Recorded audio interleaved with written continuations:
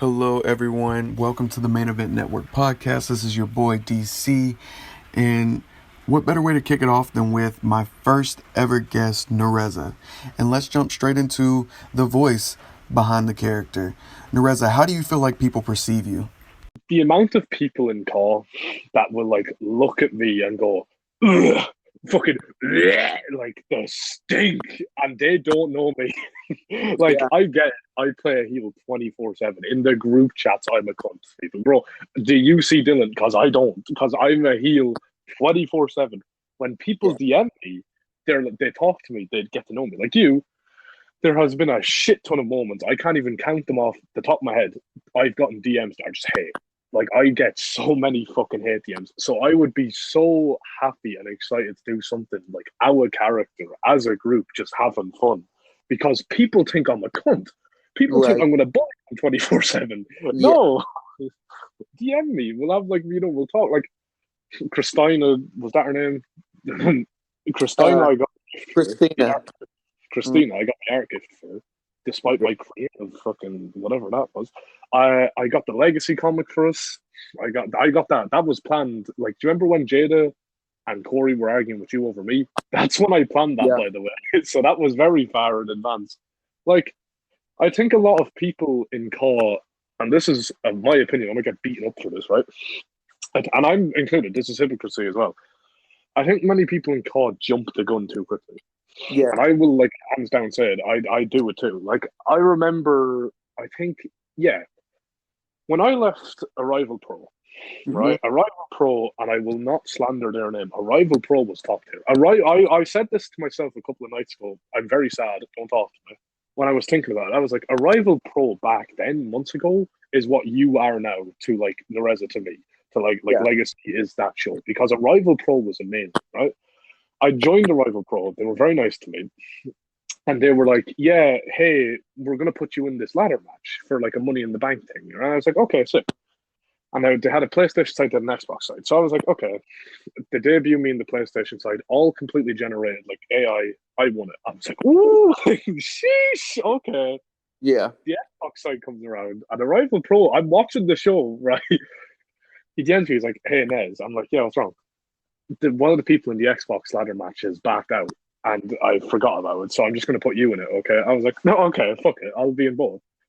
So he puts me in the match while he's streaming, by the way. This wasn't planned. He's doing it while he's streaming it. I get in the match and he's like, what the fuck? Yo, Nerezza's in it? Whoa, that's crazy, Paul. What the fuck? She was just in one. yeah. Whoa, right? What happens? 10 minutes later, Nerezza wins. I was like, oh my fucking God. What the fuck? So I won both ladder matches, right? So was this for like a I, Money in the Bank? Like I'm yeah, it sure. was a Money in the Bank thing. It was a Money in the Bank thing. But it was like he had it for Xbox people, he had it for PlayStation people. Yeah, And I was on both. So we spoke about it. He was like, look, we can't have you have the both of them. You can only have one. I said to him, I was like, what if I just cash both in? It'd be really cool. He was like, no. So I was like, how about this? His next event was like a WrestleMania event. And he goes, I go to him, can I win the women's TV championship, which was like their like mid card title, so to speak, yeah, and cash in the next night on the actual women's champion because I won both briefcases. Can I take both titles? And they were like, yeah, fine, okay. The yeah, champion at the time, Ashlyn Davis, for the TV one. And I won't say anything on Ashlyn. I think Ashlyn's really cool. You were asking for suggestions on the roster. I suggest them. I think they're very sick. I think they're very nice. Um, Wait, and hold I on. didn't What's text your name again? Ashlyn Davis, or Yeah, was it yeah, yeah, Ashlyn? yeah. Bro, Okay, yeah, yeah, yeah. it was Ashlyn Davis. I might be mixing the names up because I actually think I am, but look, we'll hope for the best. I remember I didn't we didn't tell them, and I cashed or I won the match. And everyone was like, "Oh shit!" Everyone was happy with it. They were like, "Oh, it's fucking Nerezza." It's yeah. I had a sick entrance to it. I used numerous different feds to hype it up. Like I was really happy with that. I Yeah, told nobody that I was cashing except for the Fed owner, King Page, CK. They were the only three to know because I got the History Maker app behind it. And that yeah, shit was sick. It's still the coolest thing I've ever bought, except for the other thing, which will be seen. Um, so I fucking posted that. I won the both titles, yada yada, whatever. This is where the actual point of the story is getting to the topic. We mm, were discussing plans about the championships, and I had a plan for the TV championship. I wanted Ashlyn Davis to get a rematch, lose, fuck off for a few months, come back with a new like gimmick, and then win, right? So it's going to be a short reign. The actual championship, the women's championship, he wanted a long reign. We all agreed that we wanted like a very decent reign. Right. I think Christy was in it, the conversation, because I think she was part of the team at the time, and she was like, she wanted to treat this as like a Roman Reigns type of situation. Like it was going to be like she's the champion, she is the like face of the place. She's Nerezza's the big fucking dog here. Like she's like the person you look out for. Yeah. But then we found a lack of opponents, and it was really like difficult to kind of come up with like how are we going to do this, how are we going to do this. And then a rival suggested that we made her like a complete heel champion, and it was like she'd win by screwy wins, roll ups. And me and Christy were like, no, like we didn't really want that. We thought that would have been very stinky. We wanted to be like a prestigious kind of thing. Yeah. And he didn't mind. But this led to an argument or two, and it wasn't too crazy, right? It wasn't anything serious. And I apologized to him because once again I got angry. You know me when I'm think I'm right. And a couple of days later, I am in the dumps. Of course, right? I'm in the dumps. I'm down in the dumps. I'm looking at all the feds, and I'm thinking I'm burnt out, and I'm not okay, and yada yada. And I'm thinking, I'm like, I need to leave some feds. I text up a few people. I'm looking at Arrival Pro, and I'm like, do I leave? Do I want to leave? Mm-hmm. And for whatever reason, my heart just went, you got to get out of there. And it wasn't because of the drama. It was just, I sat there and I was like, I can't do it. And I couldn't tell you why. Because you know me well enough. I can play the character 24/7. Yeah. I don't know what was in my head that day to go, you can't do this. You're not good enough to do this. You can't do this. So I texted Arrival. I was like, I'm done. And he was like, are you sure? I was like, yeah. He was like, right, grand. And I left. And he announced it. This is the point of people jumping the gun. Bro, I got so much hate over this. I got messages calling me stupid. I got people posting saying, what the fuck? Why would she do that? That's ridiculous. It got to the point where people were actually lying and spreading rumors that me and Arrival Pro hated each other. We had a huge argument and we fell out to the point where Arrival Pro had to come out. Yeah, I think you did see that where seen on the timeline. On the timeline, and to the point where Arrival Pro had deconfirmed this. Like, I thought that was so fucking stinky, right? And you know what makes it worse? My mind went, you're either going to stay in GXW or Arrival Pro. Pick one. GXW, I have an exciting few coming up. What's the next day after I leave Arrival Pro? Oh, we have a few releases coming in. Nerezza was one of them. Oh my god, bro, I got boofed. I got done dirty. I still haven't forgiven Sam for that. Fucking dickhead fired me. I couldn't believe it. I was like, what the... And days before he done it, we were planning feuds with Melanie Miller because I think she's fucking cool. I was like, give me the fucking feud. And I got fired. I was like, oh my god, my fucking backup plan was ruined. I was fuming. I was fucking pissed off at that. And then a couple months, not even a couple of weeks later, you hit me up. So I think that was where the gap happened. And like I said, you're the fucking hole that Arrival Pro left. Well, I left in myself that was shaped like Arrival. Okay, so you're saying a couple months I hit you up to join Legacy? Yeah, like I won't even say a couple months. If we're being realistic, it happened in April, like late April, so it was maybe a couple of weeks. Okay. Then it was gone. But fucking like, as much as I started out hating you, I hated the wheel. I didn't agree with a lot of your plans. Like, and I still feel awful because we had a lot of arguments at the time. And I will mention the name Diamond. Fucking said like shit about me, like, oh, she's only in it for championships. Bro, you're only in it for fucking kids. Don't talk to me, buddy pal. Fucking the neck to say that. I was sitting there like, fucking, you spoke to me and you were like, I don't really want to push you. I was like, why? Because Diamond told me like that you were only in it for this and that. And I was so pissed off you. Do you remember that, bro? I was fucking fuming at you over that. I was like, how fucking dare you? And then I was leaving, and then next month back. Like, we had such a dramatic start. So now we're here, we're buddy pals, we're chums amigos. But really, though, through like that whole process, like even though that we was not agreeing or we wasn't on the same page, like I still was persistent and then at the fact that I wanted you to be on the show because I thought you were so persistent. Like I was shocked for how persistent you were because every time I was like leaving, you were like, no, don't. Next day we'd be arguing. You were like, no, don't leave. Like, it was shocking. I couldn't believe it, to be honest. I enjoyed. Here's one thing that a lot of people don't do. A lot of people come to my DMs, and they ask to, if you're not in Legacy, they ask to join Legacy. But a lot of what I look for the most is activity. And to be honest, like there's nobody more active than you when it comes to I wanting to get storylines, wanting to. no.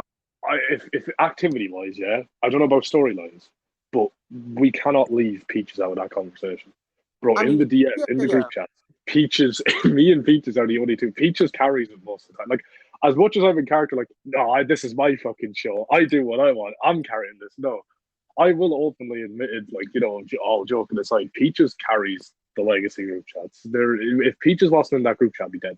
It would be so yeah, dead because yeah, she's the like I'm going on a rant or I'm being in character. She will just go straight into it. Bro, Peaches is the only person in the legacy locker room that made me like sit there and go, "Fuck, I can't respond." Like when she said the line, "How can you say we don't want to be ourselves, girl? Look at you," or some shit like that, bro. I was defeated. I was like, "Well, fuck." It's like I think activity wise, Peaches deserves a lot of respect. yeah, Like just they go like, "Oh, you're this and that." yeah. And like a lot of But times, like, when Peaches I think deserves it. about like from start to finish, when Legacy first started, I tried to build the roster, right? Of course, and Yeah. but Peaches, I love Peaches. That's one of my favorites on the roster. She wasn't as into storylines as you was. Now though, Oh, I know. Yeah. yeah, At the start, now that she wasn't. Peaches is Yeah. like grown, she just became the Rising Star Women's champion. Like Mm. that, she's a lot more involved and she's a lot more into it. I know she's Yeah. gonna be watching every show live. She's into it. But next up, Nez, though, a controversial topic, but we've talked about it many times. You said it many times. It's riled people up many times. Let's jump into Barbie calls. And I've had this like debate with you. I'm not the biggest fan. Now I won't say I hate them. Like I don't dislike these people, but I'm not the biggest fan of Barbie calls. And it's not that it's like their fault, but I feel like a lot of them will run into the issue that they're a lot like the other one, like another person. Yeah, Peaches and like as much as Dylan, I don't think likes me. Dylan as well deserves a lot of respect. Peaches deserves a lot of respect for how they like make their character unique. I have not promoed, sorry, knows the word, promoed or chatted to someone quite like Peaches when it comes to yeah, the character because uh-huh. one, and I will say this, I thought, bro, when you said the idea about the podcast, I wanted to say this ever since you said to me, yeah. My pet peeve is using gifs of a WWE superstar in your argument. Bro, shut the fuck up. Go outside, touch grass, come back in. Like, don't fucking come at me with a Sasha Banks gift. Oh my Yeah, fucking god, I hate y'all motherfuckers. You're not invited to my birthday party. I don't like y'all. Fucking so Peaches being like able to talk uh-huh. as Enzo Amore had used to say when he was in WWE, he had the gift the gab and gift the jab. Peaches is the exact same. She has dirty lines in the group chats. She is entertaining. I really hope her championship reign is good. Like I hope you Yeah, make it like long enough because I think she deserves it. As for Dylan, the respect I have for Dylan on her level is the creativity behind the character. I yeah, like the Broadway thing. I like the way she's like, I'm all natural. I'm a vegan. I'm healthier than you. The only thing fake on me is my fucking titties. Like that's what she literally says to us right. 20% of the time. I think she's very funny. I think Peaches deserves a lot of respect, but there's someone else I want to bring up here. Two people actually. Well, a person in a group will say it. For call anyway, right? And I Mm-hmm. said it on Twitter, and I don't. I'd say you'll say if they agree. One of the best fucking calls in the community, no doubt. There is no argument. If you come to my DMs and try to disagree with me, I will fly to your house and kick your fucking knees in. Mike the Sus God, Yeah. Mike Angels, Mm-hmm. goated. My man is goated. Yeah. I am smiling just talking about him. Yeah. He's so nice, our character. He's one of the nicest people I've met on call, right? And there's a lot Yeah. of, and I'm not like saying any shit about anyone. There's a lot of cool people in call. He is one of the nicest motherfuckers I've ever met. He is so nice to talk to. He's so sound. He's funny. Like he has it. The character is fucking brilliant. As much as it's sus, oh haha, amogus, he Yeah. makes it work. He makes it Yeah. work perfect. He is Like, one of my favorite like people to actually watch. Like right. he is so fun. I love his fucking. Of course, he has like the Velveteen Dream entrance. He makes it work. Like everything about him works. He's the entire package in call. It's fucking Yeah. insane. Yeah. And the crazy thing is I think Mike Angel is still very underrated. Bro, that's it, bro. Don't get me started. No one talks about him enough. No, But yeah, there needs to be a because podcast talking about him. like I said in the group chat the other day, Mike was technically the first male outside of my tournament, because when I did the tournament, I had a group chat just like I do for Legacy. There was a men's and women's group chat. We didn't have a group, like a big group chat, when I did the tournament. But I told all of them, if you're in, if you want to sign when I start Legacy, because that's essentially the only reason I started, is because everybody was like, you should start a show. So I told them, I said, if you're in the tournament, you automatically get a spot. Just DM me, let me know you want it. But outside of that, the first person that I reached out to was Mike Angel, because He's built different. he's amazing. He is amazing. Promos whenever I need it. He even, after beating Liam, after we did the contract signing and then he beat Liam, Yeah. like he was sick. Like he. Yeah, I was going to say that he was sick, wasn't he? And he promoted it. Because here's the thing. I hate to cut across. When I watch a show, I have YouTube Premium because I'm sad. I have it in like the window screen. I'm texting the owner like, oh, this is cool. Like I text you like, oh, this is a fun match, yada yada. When I was texting you, I was like, Mike sounds a bit weird in this. And you're like, oh, he's sick. And I was sitting there like, fuck, bro, I wouldn't do that if I was sick. I know I don't do voice promos. I can't. Yeah. But I Well, do the that shit. crazy thing is too is when we did the contract signing, the issue was, and if you even go back to that video and you watch, you could see like the difference in audio and all that, because I had to rush it last second because Liam had been sick. Jesus, everyone was sick. And Liam didn't want a promo because he felt so bad that he couldn't promo. Yeah, no, that's fair. That's fair. Yeah. And so we waited on him. It was like very last second. Liam pushed through and was like, I feel a little bit better today. I'm gonna get you one tonight. And I just thought it was crazy because Mike sounded rough. And he did, bro. No, he didn't sound like himself. And most people like, I'm not promoting. Like, I'm not promoting. I'm not feeling up to it. So I thanked him so much, because I was like, thank you, because one big thing for me, if you can promo, please promo, because it makes the show so much more. Yeah, it makes it better. It makes it better. Text isn't bad. I'm not saying like text is completely. No, like text is good, but like there is a whole nother level if you can add a voice to it. Right. Like, if you have a what voice does Andrea doesn't like me?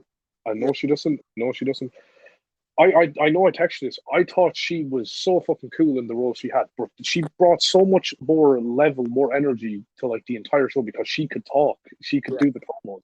And I remember I was like, I think it was for the Andrea versus Nerezza match, which, look, at the minute, the other matches haven't happened yet, is my favorite match ever. And I'll get into that later.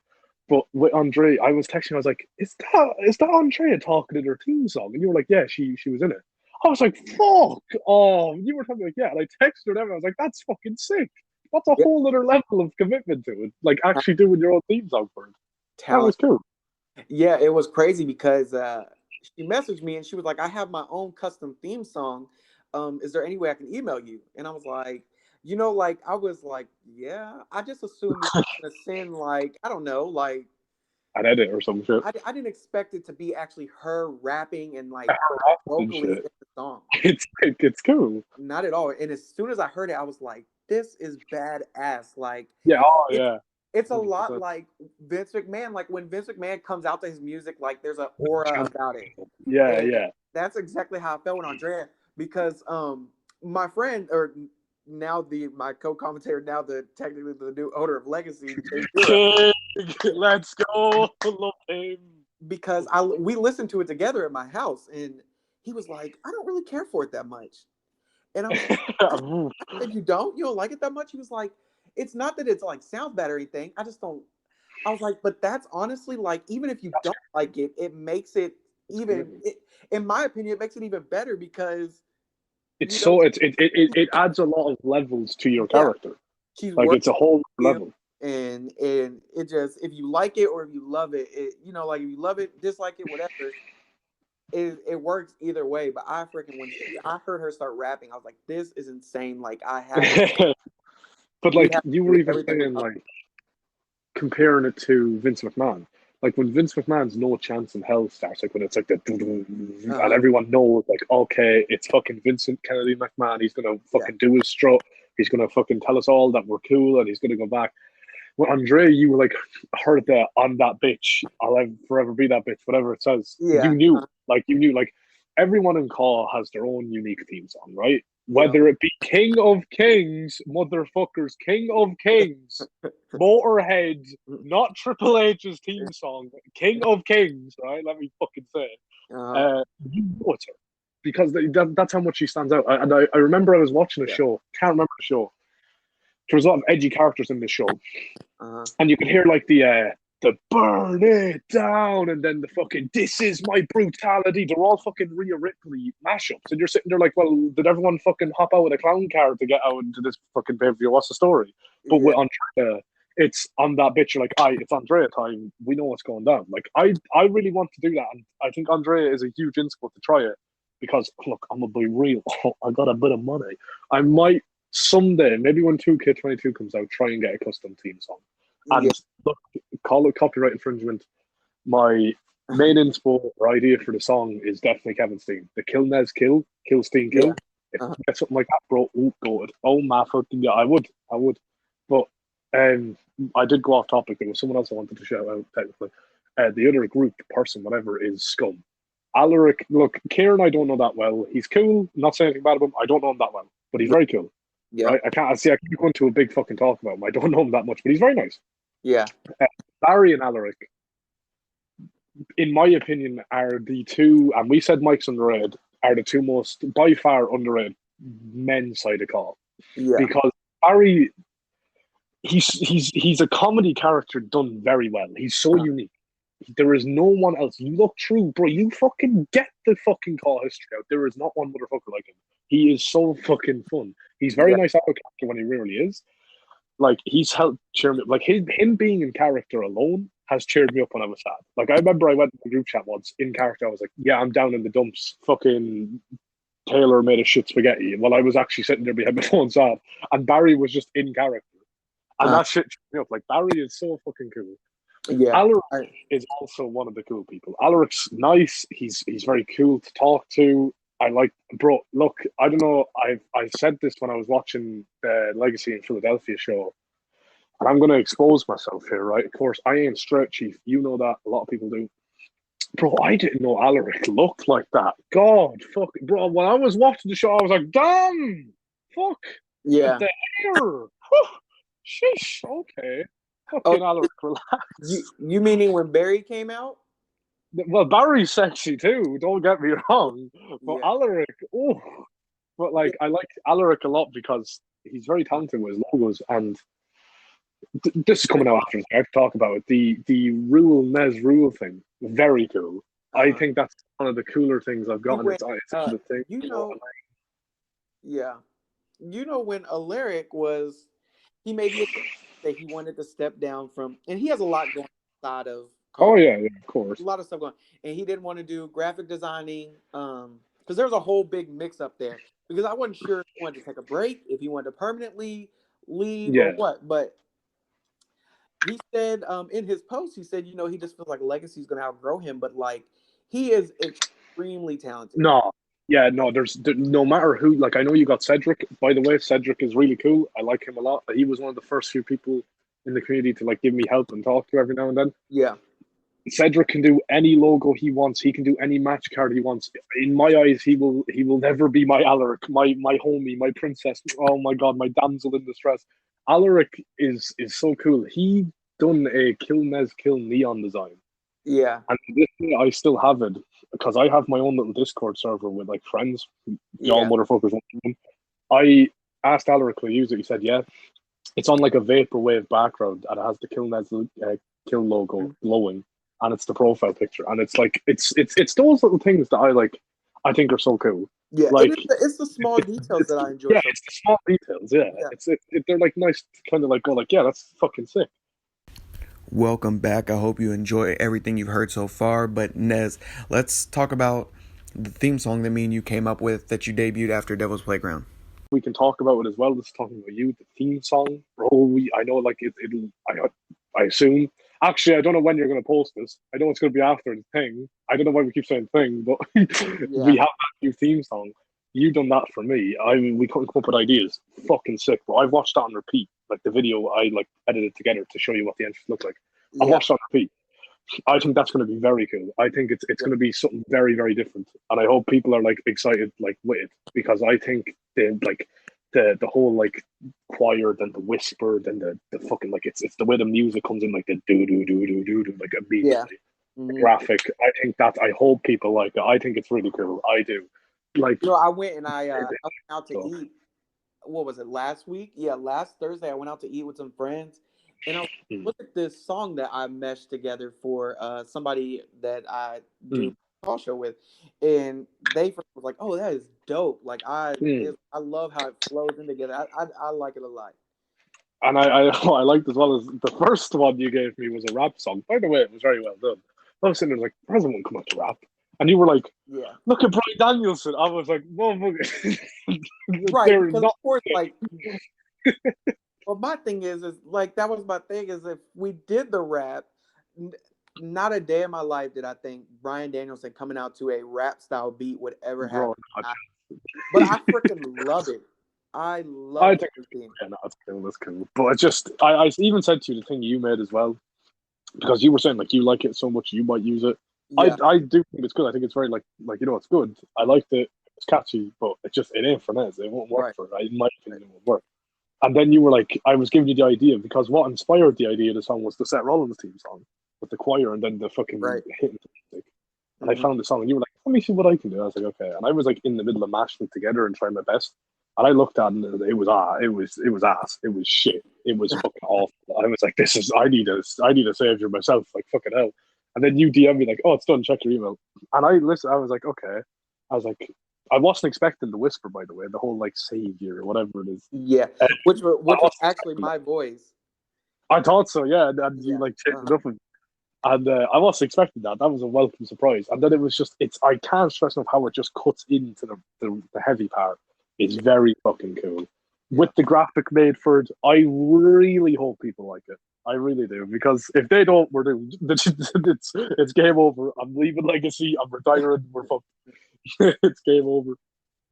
I feel like your theme 100% is going to be one of the best themes in all of Call. But outside of that, something that we've also wanted to touch base on is, what's a dream matchup that you'd like me to see, or a dream matchup for you? Dream matches, dream opponents, dream fans. I want to ask you, what's a dream match for you? Like in general or in Legacy, it doesn't matter. Who, not even just a dream opponent, but like a dream match you could make. Because you're doing your show shit. What would like something you'd really like to make? Because when I done shows, it was a 3-stage hell match. Yeah. Calls, he's not in Legacy. I've attempted multiple occasions. I cannot get him to sign, but it would be my favorite call probably outside of Mike Angel. I think Mike Angel is probably my number one, but my favorite outside of Mike is definitely Matsuda Tanaka.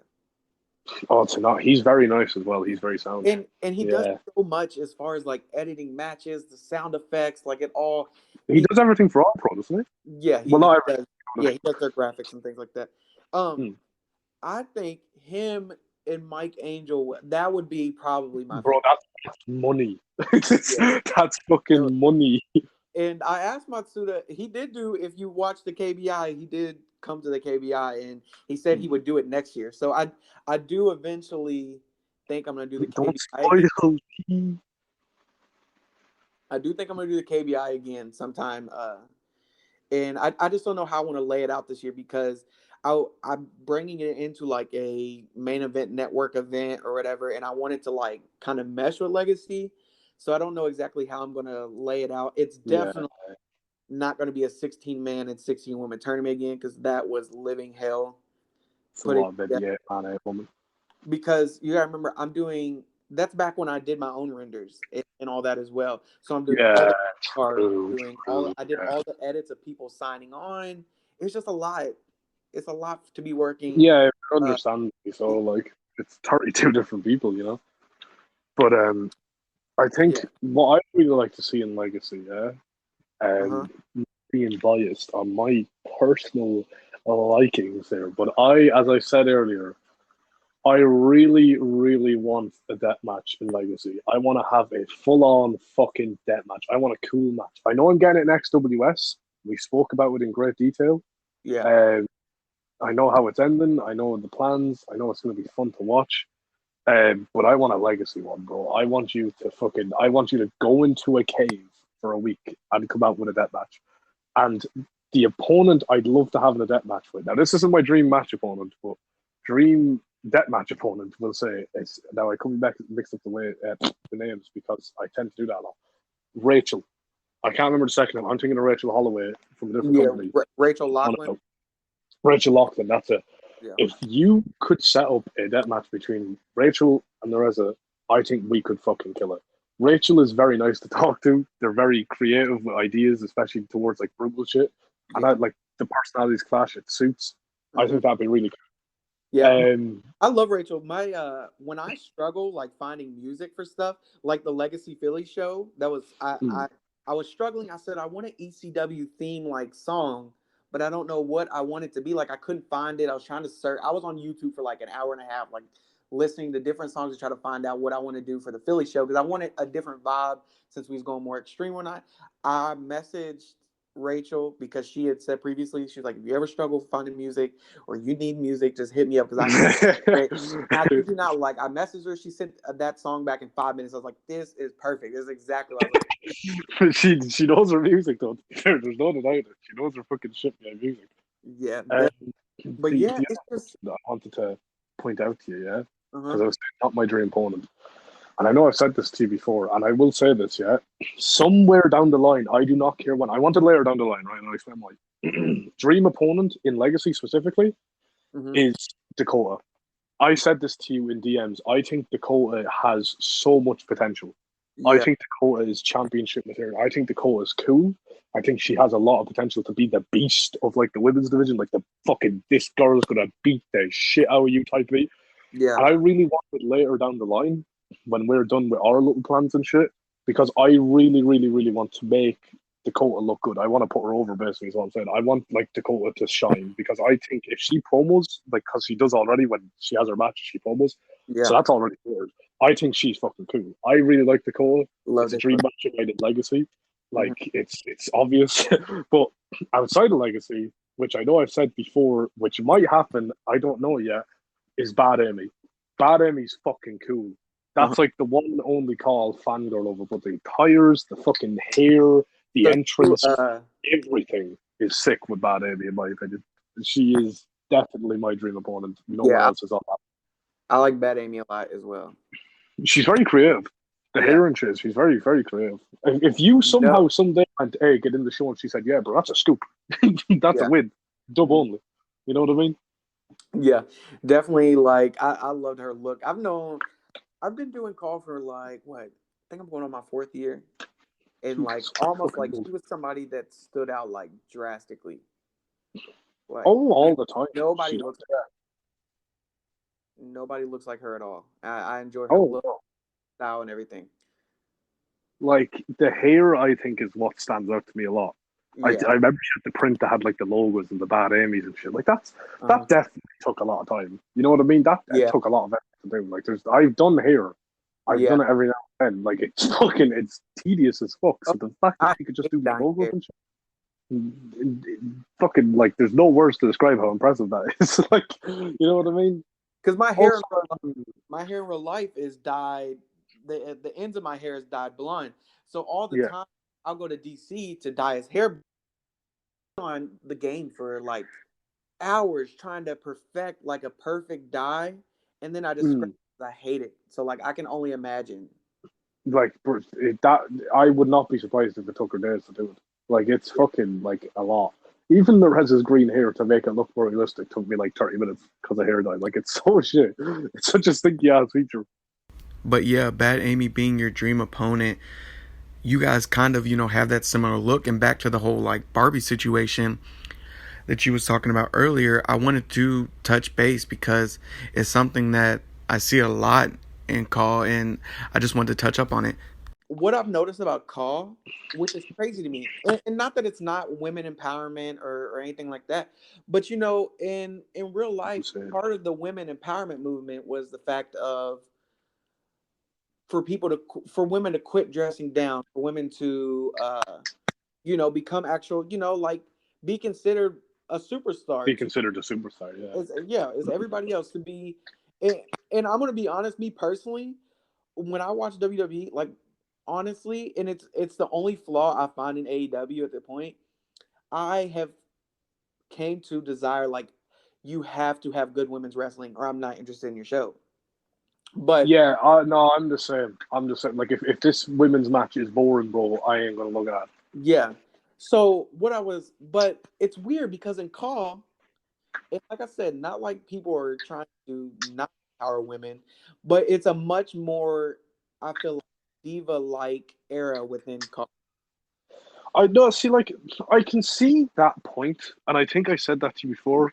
I no, I actually used it in a promo. I said the women's division had become a divas division, and in Yeah. the thing, even though Mm. it's by the time you post this, I'm probably already out. It says women's division and it's crossed out divas. I Yeah. agree with it to an extent, but I think it's because a lot of Barbie cause, and like this isn't an insult, Barbie cause spend a lot of time looking like the way they do. It takes a lot of effort to do the shit they Right. do. Like, it's Exactly. very impressive. Their Yeah. attires are really cool, and I think that's why they stand out a lot more than like your Nerezzas or your Dakotas or your Rachels, because a lot of people in call look at the attire instead of like the character. They'll get more invested Right. if you look really cool compared to how you actually play the character. Like, I remember, Right. I can't remember. It was in a show anyway. I'll tell you that much. And one person. Now, this was like when I first started call, which I want to get into now next. There's a content talking. One person was like, it was in a group chat. And he was like, "No one cares about you," and I was like, "What?" And they were like, I couldn't tell if they're in character or not, but they were like, "Oh, you don't look cool. You don't look pretty. You don't look this. Like, you have to look this and that." And I was saying that, like, that's really how it do be sometimes. Like, Yeah. a lot of people are going to be more invested in like Peaches because she looks cool, or Dylan because she looks cool compared to like Nerezza. And like the only saving grace I have with Nerezza, in my opinion, is the entrance. I think her entrance is top there. I will die on this hill. Not one motherfucker can compare to me on entrance. I am cool. My dick So is way bigger than all of yours. You're not up to my standard. But like, my point is, I try to make Nerezza stand out with the promos, with the character work, while others will make their character stand out with looks. And I don't think that's a bad thing. It's not my go-to. Like, I would be more into a character with like a lot of lore or personality compared to like, oh, you look cool. yeah. But I think that's why a lot of people could consider it as a divas division, because it's just the opinion in call where it's like, if you don't look cool, you're not cool. You know what I mean? Like, I even seen that in I think it was in a rival where it was one of the people, I won't name them, but I know who it is, didn't want to do much with Ashlyn Davis Yeah. because they just didn't like them that much. They weren't that interested, but they were like more than happy to push this person and that person because they were cooler than this. And I knew in my mind that Ashlyn Davis had potential. I knew Ashlyn would have been brilliant to feud with. That's why I pushed Ashlyn, because I know she has, well, he or she has the order, have the kind of mindset to work on a storyline. You know, it was the Right. same when Jess Price was in Legacy at the time. She was one of the first few people I was talking to about feuding. And I remember when I talked to her, I was like, now this won't happen for like another 3 months, but I really want you in and we'll do this and that. It could be a fucking 5-month plan. She was like, yeah, sick. We talked to Peaches then afterwards. She was like, 3 months? Fuck off. No, we're doing a month. Like, you know what I mean? Yeah. Like, for me, it's the people that will be invested in a storyline and do their best to push the character. Like, I think Right. when you look, and I'm going to use me as an example because I have such a massive ego, when you look at Nerezza, I got that lore comic. I have the backstory. I have the character development for her. You look at her attire, it's generic, but that's what it's supposed to be. Because you look at her character, why is she's not trying to stand out with clothes. You know what I mean? Yeah. But if you look at Peaches or Dylan, I keep saying them two because, you know, they're the two that immediately pop to my mind. Their entire get-up is, I look good, I'm better than you, I'm that bitch, haha reference. You know, Yeah. they're going to put that effort in an attire. I'm not. I have my simple attire. I'm more than happy to keep it like that. Yeah. Do whatever. You know what I mean? Yeah. I don't like actually mean it, by the way, when I say Legacy's a Divas division. Of course, that's in character. Like, I think everyone in the roster is cool enough. Something else I really want to touch base with you that a lot of people talk about and you mentioned it a little bit earlier, but a lot of people say stuff about you using Triple H's theme song. How do you feel towards that? I am going to call out every fucking bitch, right, in call, yeah? Mm-hmm. That call me unoriginal for using Triple H's team. I've had it. I've fucking had it. They're on thin ice. Oh my God, right? Do you know what pissed me off? I can't think of his name. It's going to really annoy me, right? But this dude, very cool call. Can't even think of his name, though. He had a special entrance for a show. Uh-huh. And he came out with a king's crown and a robe and his theme song for it. And he had a cool little intro for it as well. Was Bobby Lashley's. I was sitting there like, oh, okay, WWE theme, interesting, right? So I texted him after I see that. I was like, hey, can I ask you something? He'd never spoken to me before. I was like, can I ask you something? He's like, sure. Did anyone give you any hate for using that theme? No, bro, I was about to fucking throw hands. I was about to throw hands. What do you mean? You're telling me I get called unoriginal, Triple H, fucking this and that because I use King of Kings? Like, I was Well, when you made your debut in Legacy, it's literally what was spammed in the comments. Oh, Triple H, yeah, it was just Triple H. Now, I can understand some people are joking, but when you look, I'll drop the name here in the fucking podcast, yeah? Iva Cyanide. Whoa, my God, when she was like, rules of fucking being a call. Like, shut your dumb, stinky ass, like, bro, like, she had the neck. She had the audacity to try and call me unoriginal. She had the neck. Oh my God, I could not believe what I was reading. All because of the entrance. And then she was like, you can DM me, you know who you're talking about. I was talking about no one. I was talking about people in general. Like, fucking, the world don't revolve around you. Granted, right? I know Iva's not the worst, okay? I'm shit talking her here. She's not that bad. I've already planned a storyline with her in a different show, and she's up for it, so I can't complain at the minute. Time will tell. But motherfuckers that say Triple H and call me an original, y'all need to get in the bin. That took me an hour. Yeah. You know, the thing is it's when I hit you up and I said I'm extremely interested in you, that's all I watched. I watched your entrance. I was like, oh, this is because you told me that. You linked it. You're like, I seen this. I was like, ooh. I was like, this is dope. The way that the lights went with it, I was like, this is amazing. And you know even though it's Triple H song, like after that, I never made one. Yeah, even if it's just Triple H's song, quote unquote. I mean, like the creativity to have the lights match and everything, like it all put together is still impressive. Like that's what I liked about it. Like as I said to you, this is no joke. I tried to make different entrances, and I can't. I tried to use another wrestling theme song. I can't remember whose. It was CM Punk's. It was CM Punk's fucking old WWE one. I can't think. This Fire Burns. It was that one. Yeah. It was months ago before you made his fucking. I don't want to hear shit about him. Oh, you came back to AEW. That's why you did it. No, fuck him. And I had like the idea, but I couldn't make it. Just didn't have that wow factor like the Triple H one. It didn't have the factor. You know what I mean? Because like the Triple H one, if like I watch Feds, and what hurts me the most is when a Fed doesn't sync it up correctly. Like when it's like the fucking doom happens, and then 10 seconds later the lightning happens, it hurts, right? But when it's all synced up, and it just syncs perfectly. The banging entrance, you know what I mean? It's sick. Yeah. Like I know when 2K22 comes around, the entrance is going to be changed. I don't know if I'm going to have the same theme song. I don't even know what's going to happen when 2K22 comes around. I hope I'll still be fucking vibing. I don't know what I'll be doing attire-wise. Like, I think coming into 2022, and I'm not confirming anything, there might be drastic changes made, but not released until 2K22. Because I have the idea that I'm going to switch up some things. Because, as you know, I have Nerezza as just, like, it's a character. It's not just a call, it's a character. It's an OC. Right. I've already spoken to Aris that I'm friends with, and we've already said we're going to come up with something new. Like, we had the idea of using the DAW attire, which for people that don't know, it was the attire used in Equality, the green, except for the hood thing, but like the rest was the DAW attire. By the way, DAW was my show, for those who don't know. It was a small thing between me and friends. That's a decent shout. I think that attire is really cool. But I don't know. I don't know how to change it. Because, like I said, Nerezza is a very generic attire person. It's not going to be fancy. Like, what do I fucking do? Change it to, like, shorts? Like, whoa, that's insane. Wow. So, I don't know. I even asked, like, do people think I should keep the King of Kings entrance for 2K22 or change it? And this was before we had the news that was going to be delayed. But I think it was like 80% to 20% said keep it. And I was like, damn, you all fucking call me original and then you said keep the entrance. So I think somebody need to make up your mind here, dickheads. Here's where I picture, like, when I see your entrance, like, what I thought of is, like, that would be dope if even Triple H came to that. Like, imagine if Triple H came out to that same, Like the lighting and shit. It would be yeah, good. with It the would be. lights flashing in green or whatever, like, and it's synced up perfectly with it. Like, that would be Yeah. amazing.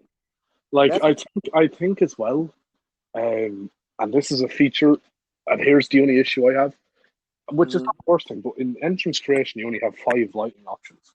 Yeah, Me adding that lighting thing at the start was I wanted to do so much more with it, but there's not enough lighting. If they added 10 lighting options per fucking thing, yeah, bro, yeah, it would be unmatched. Yeah, I'm saying it now. It would be unmatched. I would have none of y'all motherfuckers would be on my level.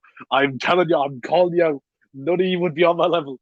If I get more lighting spots, it's game over. I feel wrong because, like, you know how it goes, like doing it, and that's like on your knees, Doug, and it goes into the next part. yeah, What I originally wanted, but I couldn't do it, was I wanted either Aleister Black's lighting or Bray Wyatt, where it just goes black. yeah, And for when it was like on your knees, Doug, I was going to have like a pyro or some sort of effect, and then it would kick into that next lighting, but I couldn't do it because there's not enough lighting slots. Like, it's yeah. so stinky. I hate it. Upset. Um, but I do think, like, and I will die on this hill. There is not a lot of people in the community that has an entrance as fucking big word taught out as the Rezzes. I don't. Yeah, There's not a lot of people that have that, like, special of an entrance. I think right. entrances aren't that important. You know what I mean? But, like, Yeah, if you got something but it, cool, it sets the tone. It definitely it sets sets the the tone. tone. Yeah, it Yeah, definitely sets the tone. Like, I what I really like is when you're watching a Twitch stream yeah. and people actually recognize who you are. I Based on, remember, yeah, it was in GTT, uh-huh. and it was me versus Shadow Dar. Oh, very interesting Yeah, name to bring up at the minute. But it was me versus her, and I think Shadow Dar came out first. Can't remember, but I remember King of Kings hit, and I think there was like a couple of comments of these like Nerezza with question marks and shit. Like, you know mm, what I mean? And I was sitting like, that's one of the small things that really like makes me happy when people just yeah, straight away like go like, oh fuck, it's Nerezza. Like, you know what I yeah, mean? I think that's really yeah. cool that you're that I like love that recognized. because what I will say is, honestly, like, starting Legacy gave me like a whole new like rebirth all because I had phased out like with DC personally. I stopped using DC for like over a year, Mm, and then I was I don't even have my own Twitter. I only use Twitter for just call. yeah, Um, I so don't use Twitter for anything else either. yeah, so like I just phased out. I didn't want to do it no more. I was over it. Specifically probably from what league I was in. And there's such a not even what do I want to say? I want to say cancel culture. I would say cancel culture Yeah, is all drastically. But even when you're not in the wrong and there's like groups of people who just relatively dislike you, they attempt to do their best in taking you out. to ruin you all, bro. Yeah, yeah. We're going on this week. I know where the story's Yeah. going. So so that's where I just lost my fun for it. But I put so much like details and effort into DC when I came back that it made me, like I said, it just sets the tone It when like you it do like that. strike the new passion for you almost. Yeah, and Yeah, so because I wish you could have seen DC a year and a half ago, 2 years ago, like terrible. I got so much better at like just making calls and stuff like that. But as far as like theme, I wanted a theme that stood out to me. And I don't know if you've ever heard it. It's called Under the Sun by Dreamville. As soon as it hits, they're like DC's coming out, DC. So I get what you're saying, like when it comes to your entrance, because I freaking love the fact that like as soon as my songs start, people are DC all capitalized in the chat, and is it makes it does like we said earlier, like it definitely sets the tone. Outside of that topic, though, there was a story I remember you telling me about. I can't about somebody judging your character, asking you to change how you act, and And even from my experience working with you, I know I've said personally a couple of times some stuff about, hey, tune up this, tune up. And it's just all opinion based, but I want your side of it. I remember some dude, I won't name him, and this is something that gets on my nerves. People have the tendency to feel like they know what's right. Now I know that's like completely against what I just said about Arpo, right? But people are like, to me, they'd be like, "Oh, you should tone down Nerezza. Oh, she's going a bit too far. Oh, I'd say the show doesn't want to do that." Like, hey, like, don't talk to me. Like, this is my character. Like, I'm sitting here like I've planned this with the show. I'm being mean because that's the character. Like, I ain't here to like. I'm not gonna suddenly be nice and change up my character because you don't like it. Like, I hate people that just feel the privilege to just suddenly tell you what you need to do. When Yeah. I was first starting out in CAW, I was very nervous. I was very scared because I had just gotten over, I had recovered from DeviantArt, which I feel like we'll talk about in a bit. But fucking, I was in the Discord server. I can't remember which one. I think it could have been, I want to say the CAWC one, like the CAWC one. Yeah. And I was talking, I was like, hey, I want to like show off a character profile. And this dude like immediately was like, okay, fine. And I like shared the entire like Google Doc of Nerez's lore, her like profile, yada yada. And he Yeah. was like, too much to read. I was like, fuck, okay. So this dude's a cunt, right? He's like, hey, DM me. I'm like, I DM him. And he's like, hey, I read through your character. It took a while. It was too long. That's too much. Nobody's gonna want to sign you. You're this and like you're too far. No one's really gonna like the character that much. I hope that guy fucking I don't even remember who it was. I hope he looks at this. He can suck my dick and balls. He can. I'm fucking goated now. I've been here like 4 months and I have 250 followers. I'm fucking won. I was so like not even angry. I was so upset because I had like really low self confidence going into it. I had really low self confidence coming into CAW. I didn't want to do it. I was too nervous to do anything. And I remember, I can't remember who was with me. Was like, no, you're fine. Just be yourself. Like do what you feel like you want to do. And it was very slow. Like you won't find it now because the Nerezza account got banned, and I deleted all the tweets because I made it into the Taylor account. But like my first few tweets were pathetic compared to now. Like they were like, yeah, well, you're nothing compared to now where it's like you fucking stink of shit. Go bury yourself. Like you know what I mean? Yeah. I was pathetic back in the day, but I was too nervous to do anything. And I think that's a really cool thing about CAW. You said good and bad. CAW really helped me like I don't know, kind of feel like I'm not chained up, that I can do whatever I want and say to an extent. You know what I mean? Like I can't just, be racist. I have to, obviously keep things on the low. But the point being is that um, a call is a lot of the time, 80% of the time, they're very chill. They're very laid back. You can say whatever you want. People aren't going to be that sad over it. Yeah. So like I can be Nerezza to an extent. Like there's obviously I learned the hard way with Corey because I think I called her a slut once in one of the promos and she got very upset with that. And I was like, sorry about that, and I stopped doing it after that. But like, you know what I mean? Like a lot of people are laid back. A lot of people don't mind. Now, granted, a lot of people are dickheads too. You know what I mean? Like I Right. said, I wanted to talk about this earlier. Fucking first show I joined, yeah, and this is one little fact. This is the first time I ever spoke to GTT, and we didn't talk for months after. And who would have guessed that Taylor's now signed to the show? Insane. But I can't remember the show. I can't remember what it was called. And fucking name of the dude was Bobby, dickhead, right? If he sees this, he can fucking fight me. Um, Bobby fucking signed Nerezza. It was the first ever call show I was in. Yeah. He signed me because a friend suggested me, and he was like, "Yeah, I'll make her on 2K20, right?" Yeah. And it's nothing crazy. There's no like editing behind it. It's AI versus AI. It's a bit shy, right? But I was excited. I was gassed, of course. Like this is my first ever Fed. I'm ready. Right. I see the match card and I can't remember who I'm debuting against, but I'm like, oh shit, yes, let's go. I'm debuting. I'm so excited. I'm on my phone. I'm in my bed. And at the time, I believe this team song was Marty Skrull's theme because I forgot to edit the profile before I joined the call because like years ago when I made Nerezza, it was Marty Skrull's theme. Yeah. So I heard the piano, I heard a doom, doom, you know what I mean? I'm like, oh, shit. Well, actually, I didn't. There was no theme songs. I forgot that. I just lied to you. There was no theme songs, but in my head, Yeah. I heard the Marty Skrull theme.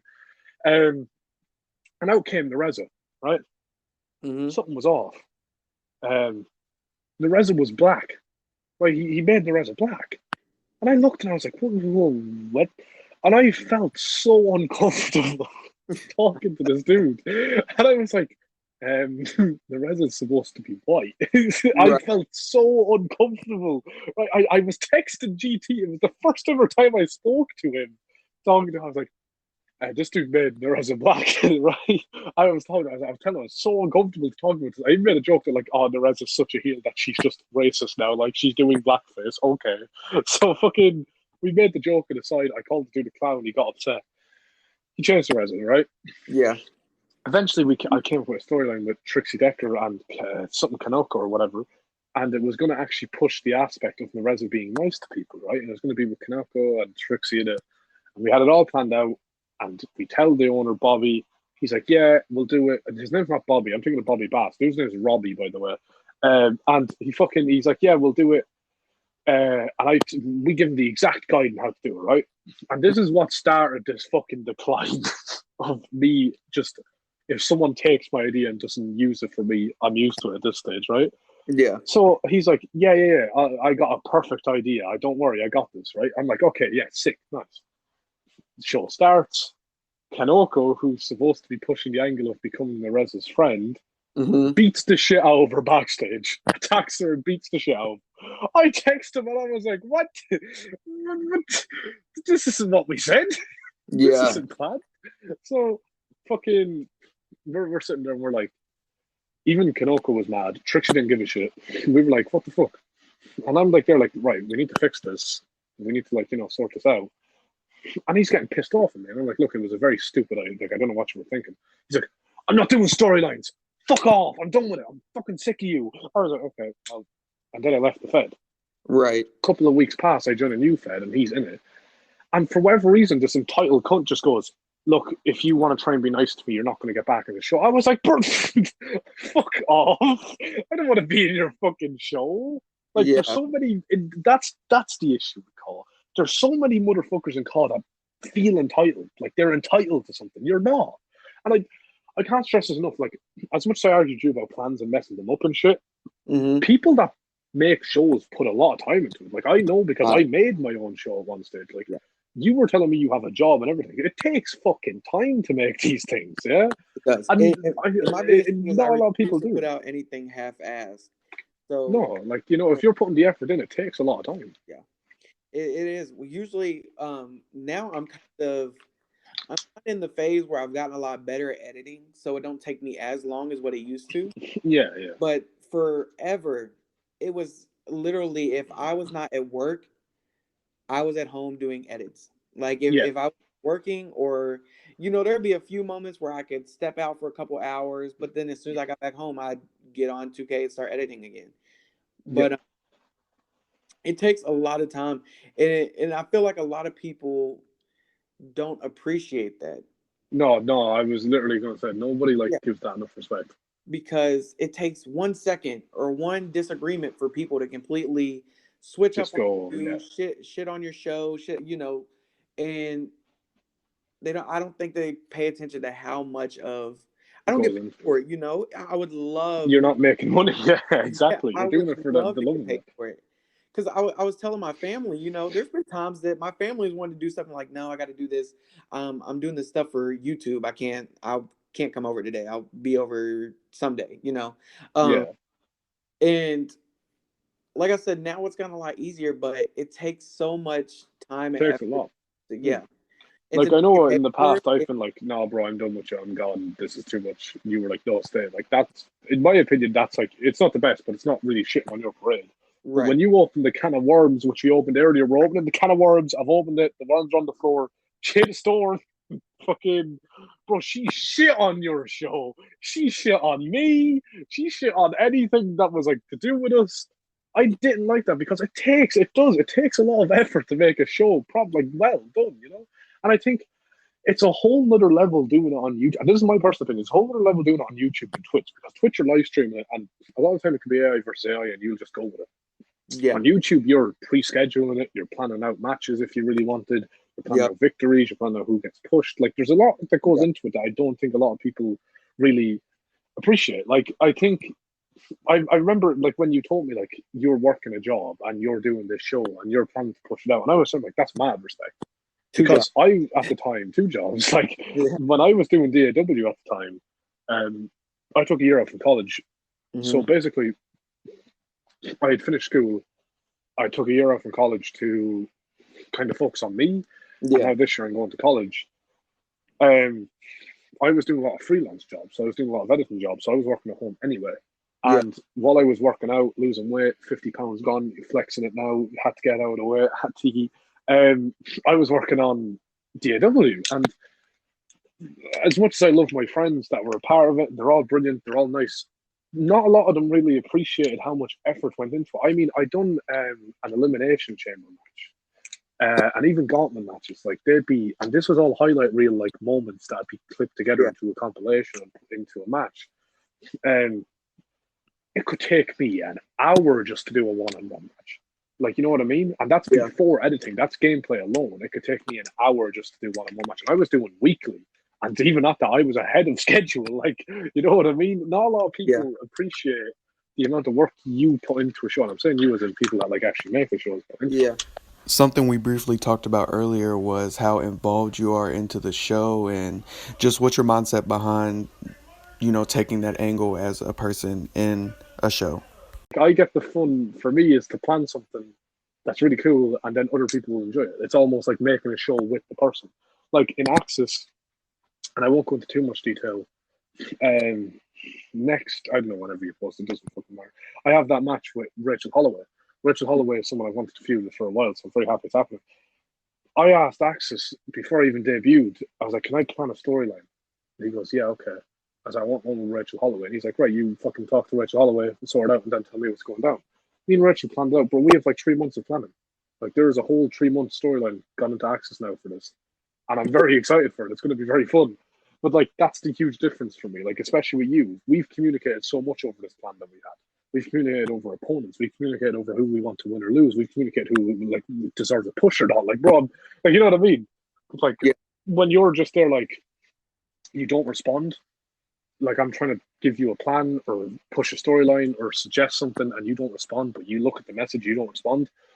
And like I mean, like it could be days after, and you still won't respond. Like I don't mind if you look at it the first day, then respond a day later because you're busy. That's fine. But like if it's a few days and you're just not talking to me, that tells me you don't give a shit. Like you don't care. You're doing your show, whatever, yada yada. That's it for me. Like I'm out of there. I want to work with you to make something cool and have other people enjoy it. You know what I mean? Because I didn't like, and I know we brought up earlier, I didn't like that rumor that went around that I was only in it for championships and I was greedy and shit. Because that was stinky. Because I remember in Diamond Wrestling, that's where that rumor started. Because Stalker was the dude that fucking hyped the shit out of us, with me, of course. Here's the fun little fact, true story about Diamond Wrestling. The plan originally for Nerezza was to debut and win the championship for a show, right? Mm-hmm. It was going to be a surprise debut. Stalker thought it was a fucking sick idea. It was literally planned to piss people off. But she was going to be like, basically, it was either going to be she was a transitional champion or she held the championship for a few months. But we gave her opponents that people really wanted to see win because it would just add more hatred. The idea at the end was to have whoever deserved it be pushed, and they would look 100 million times better because they went over someone that nobody fucking likes, right? That was the big plan. Seth Watson, I hope he's rotting in fucking hell, even though, you know, he's there vibing. But he was like, no, that's a shit idea, yada, yada. And the plan never happened because he didn't like it. And then we came with a plan B. He didn't even put on the show. Fucking dickhead. And that's where that rumor started with me being greedy. Fucking the neck to say that. And I don't know, Diamond Wrestling a couple of months later went to shit. You remember all that? Yeah. You want me to give you a fun story about Diamond Wrestling? Oh, fun story. Go on. Yeah. So here's something that I wanted to do that ended up not happening. So of course, Seth was on the show. He's on Legacy. Yes. He's Yeah. actually just in a huge storyline with Seth Watson. He threw Seth Watson off, or not Seth Watson, Ethan Walker. He threw Ethan Yes. Walker off the semi, and they had been going like back and forth. Ethan took him out of the Money in the Bank, which Liam ended up going in, and then Liam wins the world title. It was like a whole big thing. So the story after it came out of what Seth did, of course, I took action. I obviously removed Seth from Legacy, Yeah. but outside of that, I've always liked Stalker. And I talked to Stalker before because when Seth joined, I originally wanted it to be Seth and Stalker together as a team. But Seth was like, me and Stalker is in a team everywhere. I kind of want to do a singles run somewhere. I was like, okay, that's fine. That's fine. Yeah, that's But respectable. Stalker in the background. So Stalker was the champion when Diamond Wrestling went down. Yeah. So what I pitched, and it only didn't happen because the titles had already been deleted. My game plan was for like a Diamond Wrestling takeover. Oh, and I don't mean to cut across. Was this the time when you spoke to me that you were like hyping up this real big crossover event? Was that what that was? Oh, no, that isn't. That's something that. Oh, that's a completely different thing. Interesting. Yeah. Damn sure. That is still in the works right now. I Ooh. need to do a follow up with that. But no, this was I just wanted literally the main person was Stalker, and I was like, Mike Angel and Liam Mercer have a match, and whoever wins that, I want you to come out with the Diamond Championship, and you guys have like a standoff, both holding like the title. And it only didn't happen, like I said, because the titles are already deleted. Carlos was the creator of those titles, and he already deleted because, of course, everybody was like, forget Diamond, so they just immediately erased everything from Diamond. Everything, yeah. And that was my plan, is do like a Diamond takeover, but I wanted Stalker to start it and come in as like with the Diamond title and attack our Legacy champion, and then it trickled down to their women's champion come over, the tag team champions come over, and I was planning on signing all their champions. Like literally, as soon as it happened, I messaged Stalker. I was like, "Please, if you could tell me, get on the show," because I wanted it. I thought it would have been such a cool storyline, and it would have, because I felt bad for Stalker and a lot of people, because it brought Stalker down to himself, like because he put a lot of effort into that and stuff, and for it to just be gone just like that. I actually felt so bad for Stalker. Yeah, and Tyler Red because was he put a lot into it. Like, because these people put in time into that show, and as far as making it and stuff, and then just like that, like bam, done. So I want something to where they can also still carry it on and then be able to do something with it. But like I said, it didn't happen, unfortunately. But like that, I think, as well as that, I remember a story with Seth, or not even with Seth, but you know this as well, because it involved Gianna. Gianna didn't like me, if you remember that story. Yeah. Story.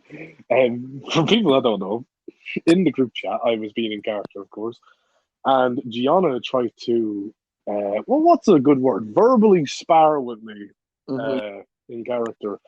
And long story short, I've never seen someone get fucking slaughtered like that in my life. I ruined them to the point where they like put their profile picture black. They were like done with call. I felt a bit bad. I apologized to them, but Gianna didn't like them because of that. Of course, you remember that. And it came to a point where you had to like get rid of Gianna because of bullying, which we're going to get into. Seth had done that Royal Rumble and asked me did I want to be in it, and I said yeah, I'd love to, and he didn't put me in it. And then Gianna won it, and then he started pushing this history maker gimmick on her, what I had, and then it was just sly digs at me, and then I couldn't say anything to Gianna, and she was like being like, do you remember that? She was like, oh, don't talk to me, what's this? Oh, and then she called me a bitch, and then she just like said, oh, you can't talk to me. Like, I was fucking like that was so stinky on their behalf. Like the fact that they like stole the ideas and the gimmicks just Yeah. to try and get at me. Like it was such a yikes. I remember XWS kicked Seth out of the show because of all that. And Seth came into my DMs and he was like, "What the fuck, dude? Why did you do that?" I was like, "What the fuck did I do?" Like, Yeah. who are you talking to with that attitude? Pipe down. But like, I was gonna get back to that as well. I did feel bad for Stalker because like at the time Stalker was at like a low point. He wasn't the best. He wasn't happy. And then like someone he's been friends with for a while, like really good friends with, turns out to be like a shit person. Like it's kind of sad. Like the closest I've gotten to it now so far is Shadow Dar, because me and Shadow Dar got on grand, and then that thing came out and they just disappeared. Like you know what I mean? Yeah. That's one thing I hate. Like it's you think they're cool, and then out of nowhere they're shy. They're just awful people. Don't talk to them. They're stinky doo doo. Like, and I do remember as well, like at the time of it all happening, which something I really liked seeing was Stalker put up a stat saying like he was saying like this is shite basically. And I loved the amount of support he got. Like so many people were messaging like, was he all right? You okay? Like that's one thing I really like about this community a lot, is that no matter if people hate you, they will come to check on you. They'll make sure you're okay type thing. If you're down in the dumps, there's someone to talk to. And I think a lot of people in the community don't realize that. Like Yeah. when I put the big accountability post talking about the DeviantArt situation, that's a really like I can talk about it, but like it's one of those things. It's just it's not a nice thing to look back on. It was a very dark time, just the situation in general. My time in life, like it was very dark, and like the amount of like support was overwhelming for that. Like I wasn't expecting that amount of love for that post. Like so many people were messaging me, and I like they were literally DMing me like you're a good person. Don't let anyone like tell you any different. Like that really did help me a lot. I know you told me this was a dark part of like your time in this community and in general in your life, but you touched a little bit on it earlier. But let's get back to like the deviant art. You've seen the DeviantArt thing not long ago, where a lot of the people that didn't like me on there came to Twitter and said this and that and attacked a few people and all that. Like that really hurt me as well.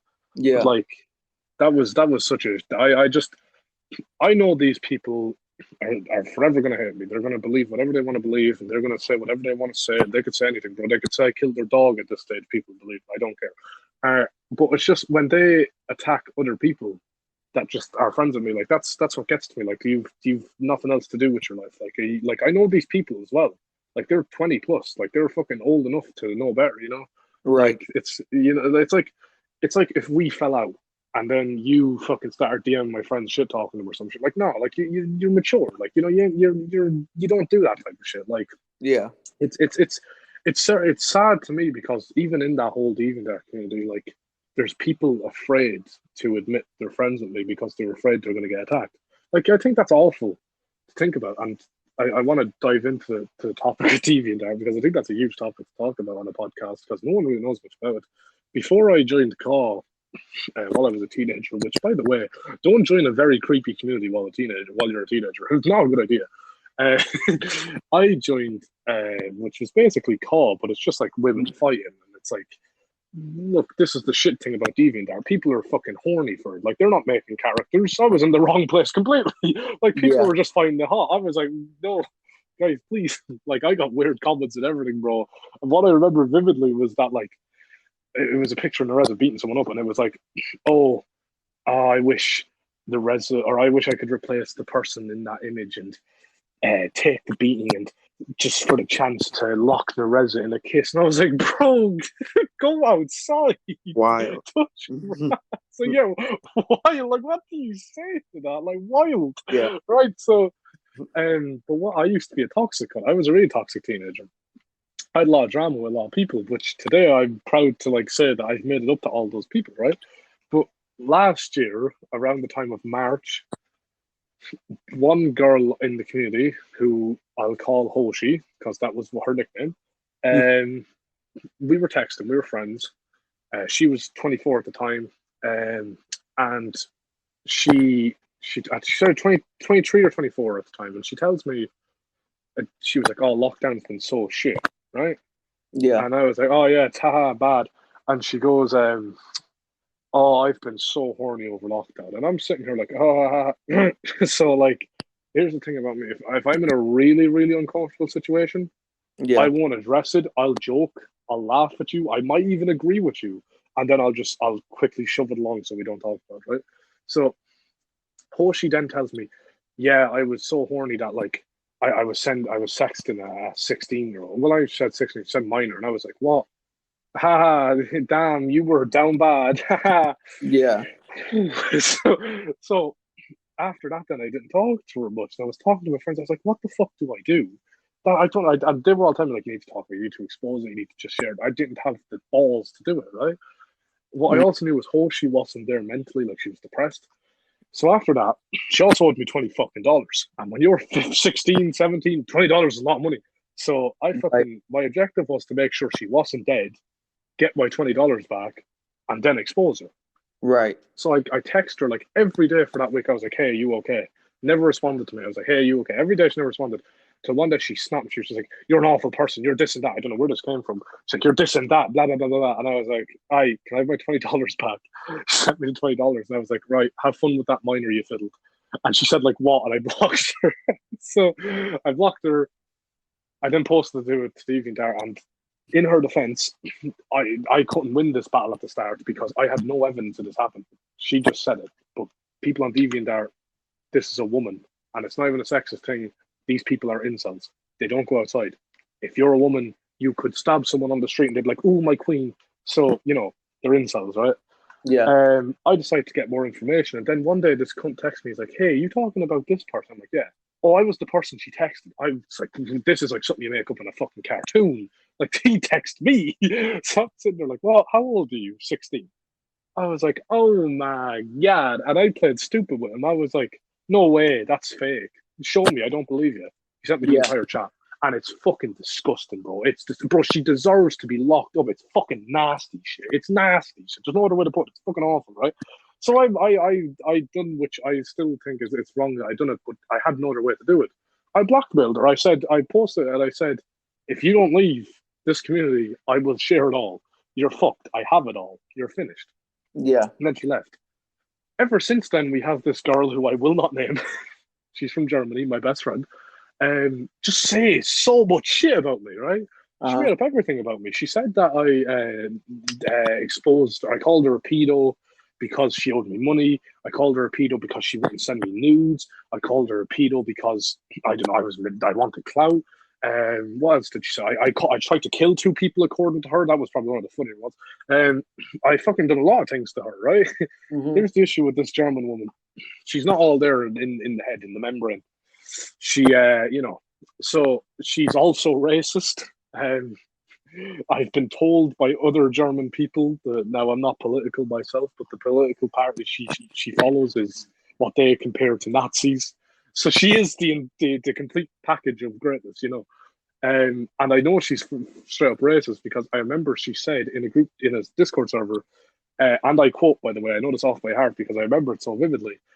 It was around the time of the Black Lives Matter movement, and the tragic death of George Floyd, and it was around those times. And she said, um, police officers should be allowed to kill and shoot black people because black people threaten white culture. And I've never like just thrown up in my mouth just reading Wow. something like, where are you in a situation to say that? Like you don't get rights after that. Like you should be fucking like beaten for saying that. So Yeah. she's awful.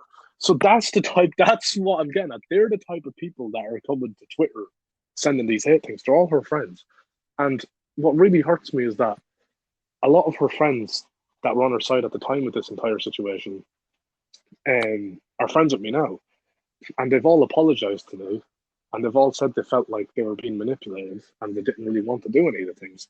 So it's one of those things where, like, can you really feel bad for these people that are coming to attack on Twitter? Because it's you don't like it's probably such a toxic relationship thing. Like, she doxed me at everything at the time. I actually remember it. She doxed me. She shared my location, my real name to everyone.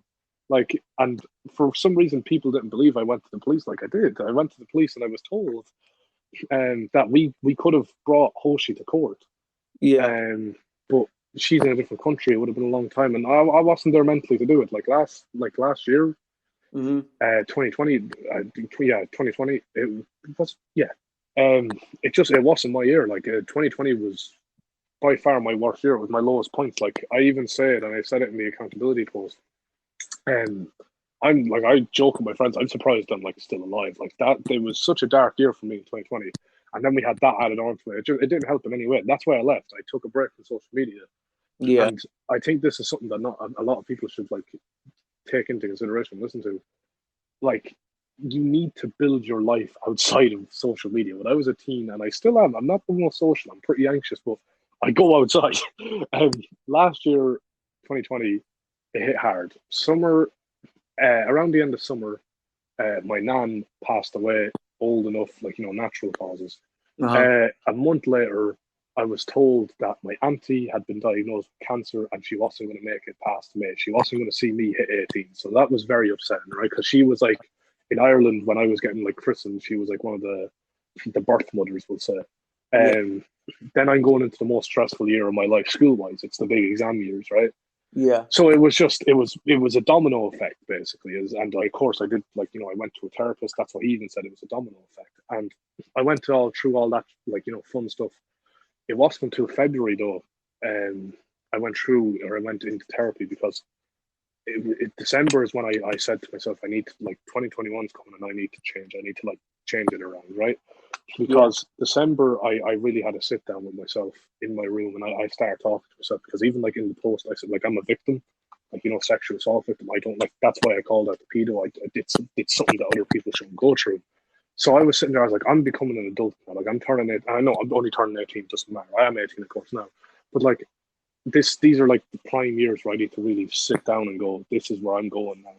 I need to be who I want to be. And then February, I just couldn't take it anymore, and I said to myself, like, I need to get help, or else it's game over for me. You know what I mean? Yeah. So, and I remember this so vividly.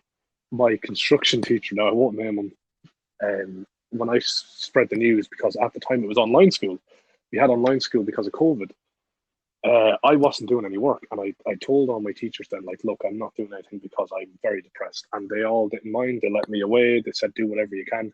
My construction teacher, and I will never forget what he done. Every single day after I said that, he emailed me and checked up on me and made sure I was okay, and gave me like little goals. Like, he is by far one of the nicest mans I've ever met in my life. He was so nice, and he was very helpful. And I got through the exam. I even got like a B in construction. Like, I got high marks in it. I got a lot of points. Everything went well. And then all that pedo stuff, I took that year out. And as I said, I tried to focus on myself. And this is what I'm like, I want other people to kind of take, is that social media isn't everything. Like, Twitter is a shit platform. There is no good platform on social media. Everything's stinky. On Yeah. Twitter, I remember a tweet summed it up for me. You can say on Twitter, I like waffles, and some other fucker says, so why don't you like pancakes? Like, it's such a shit app, right? But like, I took a break. I didn't touch DeviantArt. I had my small group of friends. I didn't have any social medias, and I focused on me. And Yeah. ever since then, I got accepted for college, and I have set up my path in life. Basically, I've lost 50 pounds. I've made amends with all the people that didn't like me. Well, most people that didn't like me. I joined the call community, which I think is very fun. Like, what I'm trying to say is that, like, and this is because I know a lot of people in this community are like, they're not that happy. They're a lot of the time you'll see a lot of people are down in the community, and I think you need to kind of remember that you're not alone. Yeah. I think that was one of my biggest flexes for when I was depressed. A lot of people, when they're young, they won't talk to their parents about these things. They'll be too scared to. I wasn't. When February hit, it was a double PE class on Monday, first thing in the morning, and I loved PE. Even though I was the fat kid, I loved PE. First class of it, there was something wrong. I told Miss, I was like, Miss, I went to the bathroom. I got my shit. I went up to the vice principal. I said, I need to go home. And she asked me why. I was like, Miss, I just need to go home. And she let me go home. And I told everyone, like, I told my parents, I told everyone close to me, like, I'm not okay. And I think if I didn't do that, things would have been a lot worse. Like, I think people shouldn't be afraid to share their issues with others, Right. specifically people you trust, not just random people. I think we learned that the hard way in the last few months. From fucking, I think a lot of people need to, like, just not be afraid to open up about their issues. Like, I remember I said it to Stalker a few times, like, if you're ever down, don't be afraid to talk to. Like, there's a lot of people I'll say that to, because I'm not someone that's gonna, unless I don't like you and we're beefing and you're shit talking me, is when I'll talk about you to someone else. But like, I won't go out of my way to share your issues. Like, if you're in the community, and I might have never spoke to you, if you need someone to talk to, I openly tell people to just message request me, whatever you do, and I'll talk to you, because like, you need to, like, a lot of people need to realize they're not alone in these things. You know what I mean? Like, it's as much as it is like we were having so much banter about 20 minutes ago, but like, it is such a serious topic, like, in the community, because like, there's so many people in the community. Like, I was even Christy recently posted up saying like, in on Twitter, that like, oh, they're not the best at the minute, and they're not all that in it, and they're kind of at a low point. Like, I would really love to just have a sit down with Christy and just make sure they're all right. You know what I mean? Because Christy's someone really who is really cool, and Christy personally is someone that I won't talk to them that much. They'll have my back. They'll help me with shit. Like, when I do something bad, they're like, "Oh, this is kind of what went wrong," and I'm like, "Oh, well, thank you for that," type thing. Like, they're very down to earth. They're very nice. Like, it'd be like if someday you were just not in it, and you were like, "Nah, I'm just for me." Like, even like yesterday, when, and I don't know if you noticed, because we were supposed to do the podcast yesterday. Yeah. You hadn't opened any of my messages.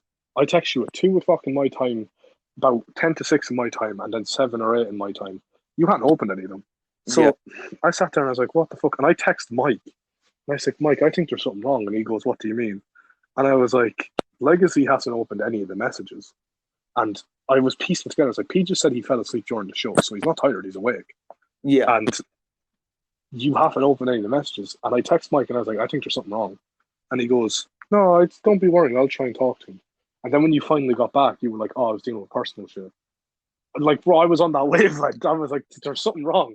You know what I mean? Yeah. There was something wrong. You weren't online at all. There was something going down. Yeah, Mike you know? messaged me and I was like, no, man, like, I'm good. I just didn't have my phone on me. And when I was around my phone, I was never like on my phone. Yeah. And then it got to the point where it's like I completely had forgot even about the podcast, and I had just gotten off of work and I was coming home and I had to take care of something. It was just all one big thing. But yeah, it was all a big thing. It's important to have, though, because for me personally, like in my life, I have a good support system around me. But there's a lot of people in this community that don't, they don't have that. This is their support system. Yeah, like, I think like a lot of people in this community kind of built their support systems around this community. And I think, as much as we said, Stalker is a prime example. Like, he was brilliant friends with Seth. They were very close. They were like, best buddies. And then boom, Seth turns out to be not the person he is. And that hit Stalker hard. Like, that was like his kind of best buddy type thing. You know what I mean? Yeah. So like, I think you definitely need more than one person to fall back on. Like, when I was, like I was saying, when I was depressed and shit, I had people on DeviantArt that still liked me, and I had 3 people that come to my mind, 4 people that come to my mind immediately. Obviously, one other names, but I'll say them anyway. Argates, Toonami Man, Looking Arrow, and Kite 2014. These 4 people, like, they pushed me into doing DAW. They pushed me into trying call. They like raised my spirits. Yeah. Because it wasn't just one person. It was a group of people that I could fall back on. And to this day, I've known Argates, and he's like 20 or something. I've known him since I was 15. And when I turned 18, I got a lot of money. And I said that I wanted to pay him back. And this is no joke, no cap. I sent him, he's in England, I sent him £200 for basically, because I even said, he was like, what's that for? And I was like, if I didn't have you, I don't know where I would have been right now. I might have been alive. He had such a great effect on my life. And it's crazy to think he is some random cunt in England. I have never seen him in my life. I've never met the man. I've never spoke to the man. I've never even, I've seen what he looks like, of course. He's seen what I look like. But my point being is that it's crazy how much, like, in our day and age, someone can mean that much to someone online. Like, you know what I mean? Like, if you were to talk to your parents, they'd be like, oh, we fucking met each other through a letter and pen and paper. Like, you know what I mean? Yeah. Like, it's kind of crazy to think that, like, or especially in the call community, most of the time it's like one big happy family. Everyone knows each other and everyone kind of is happy to be with each other in a way. Like, Yeah. obviously, there's a few bad apples, but you know, it's you when know, it's kind of just like I always say, when I add somebody to like I said, like Legacy was like a kind of rebirth of Call to Me because I didn't interact with people that much outside of promoing for specific stuff. You wasn't gonna catch me in your DM talking to you outside of character or nothing. But when I made Legacy, it made me, like I said, I seen it in a different light. Like I talk to you guys as much as I talk to my family now. So, and this is why when I add somebody to the group chat or I add somebody, it's like, welcome to the Legacy family. We're dysfunctional as it will ever get, but like, welcome to the family because I talk to you guys so much. It's like at some point, it's hard to stay in character 24/7. People, you're going to end up venting in some format to someone, so yeah, and then someone will catch on. yeah. Like, but sure, there has been a few times in that group chat where like we've all kind of been out of character and just been like talking about. I remember specifically when I was talking about the DeviantArt thing, we were all out of character for that. Yeah. We were all kind of supporting each other for that. But like, I think I remember a prime example of us all getting out of character. We fucking argued about Fortnite, bro. Yeah. Where did it all go wrong? We argued about the Ariana Grande concert. Forever. Where did it all go wrong? It lasted like an hour. Yeah. It was fucking, it was Peaches, Carlos, myself, Dylan, and I think you were in it at some stage. Like Barry was in it at some stage, bro. It was because Dylan made the argument that like it was shit, and me and Carlos made the argument that it was free. Yeah. And it came to the point where I was just DMing you like, bro, I'm about to stir the pot. And I was like, alright guys, Ariana Grande shite with music. Nicki Minaj sucks balls. Like it came to that point where I was just saying shit just to keep it going. Like it was so fucking funny. Because it all started over Fortnite. I nearly started that went into a whole conversation about races and fucking religions. Like this all stemmed from Fortnite, bro. Like what the fuck happened? That one night was insane. For every discussion possible. Like it was fucking insane. Fortnite was the universal reaction to having the biggest debate we ever had in that Legacy group chat. Like it wasn't like we didn't bring up anything else. It went from Fortnite, Ariana Grande to like women of power and men of power, fucking kill all men movement. Fucking we had the race issues. Like everything was just thrown in on top of this Ariana Grande concert. I couldn't believe it. There's a lot that got tied into it. But it was the peak of the chat. Yeah, I freaking laughed. I laughed. It's crazy because you go from arguing, you go from laughing to arguing, laughing. It's like back and forth.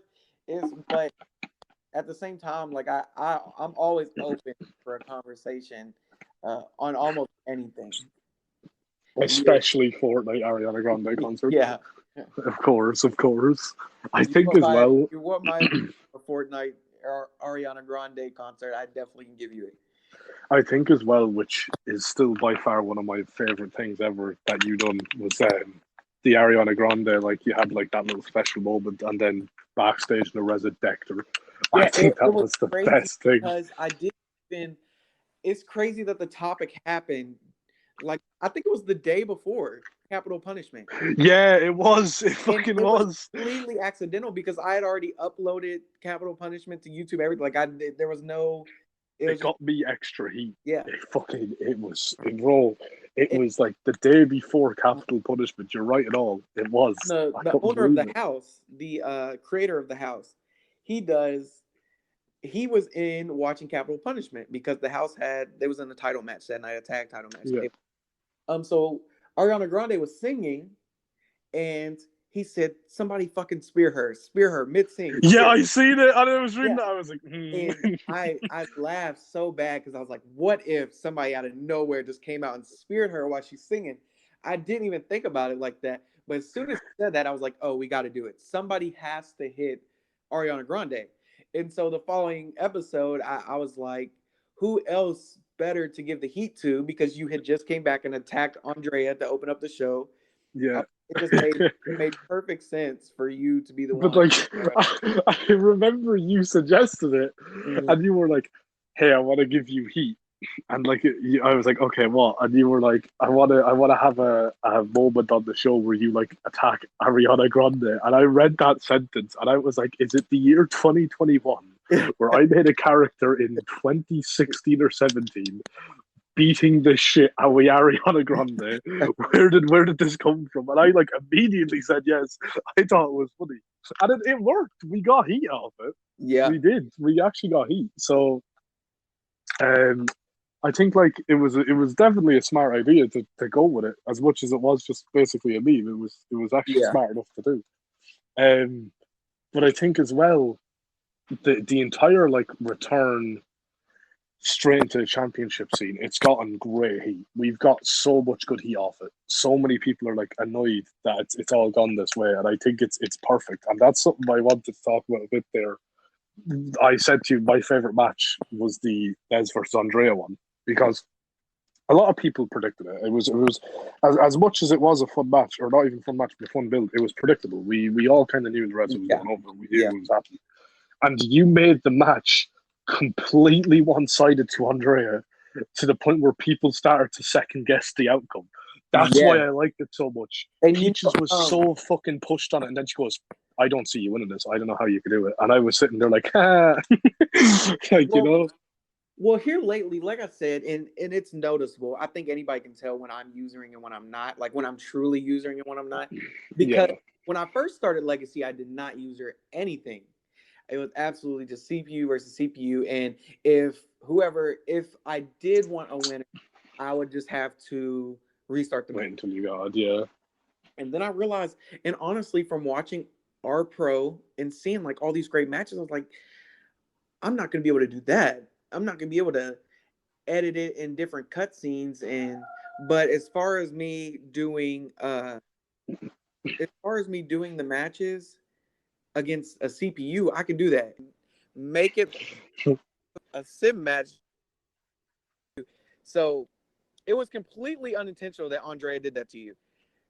Like it was just kind of the stars aligned for it, really. Yeah, it just naturally started happening, and I was like, well, shit, like and it came into my mind as I was recording, like, well, as she keeps doing this, like I said, it's going to completely flip it. Like, oh, she's not going to win. Nez isn't going to win. There's no way Nez is going to win. And it worked out perfectly, but it was completely unintentional for it to work that way. And I think what I liked about it as well is that it adds a whole lot more heat to the entire thing. Yeah. Because I got to be the full heel cocky cunt with it.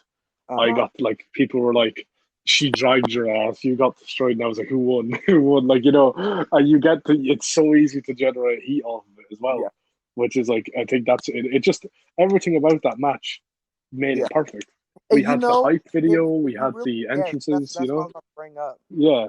If you paid attention to the if you really watched your guys' storyline from start to finish, which I mean you have to go back months really to watch it. But if you paid attention to it throughout the time, like the hype video was so perfect for it. Yeah, it was perfectly kind of put together to show what the storyline was, really. Yeah. It had the aspects of it all.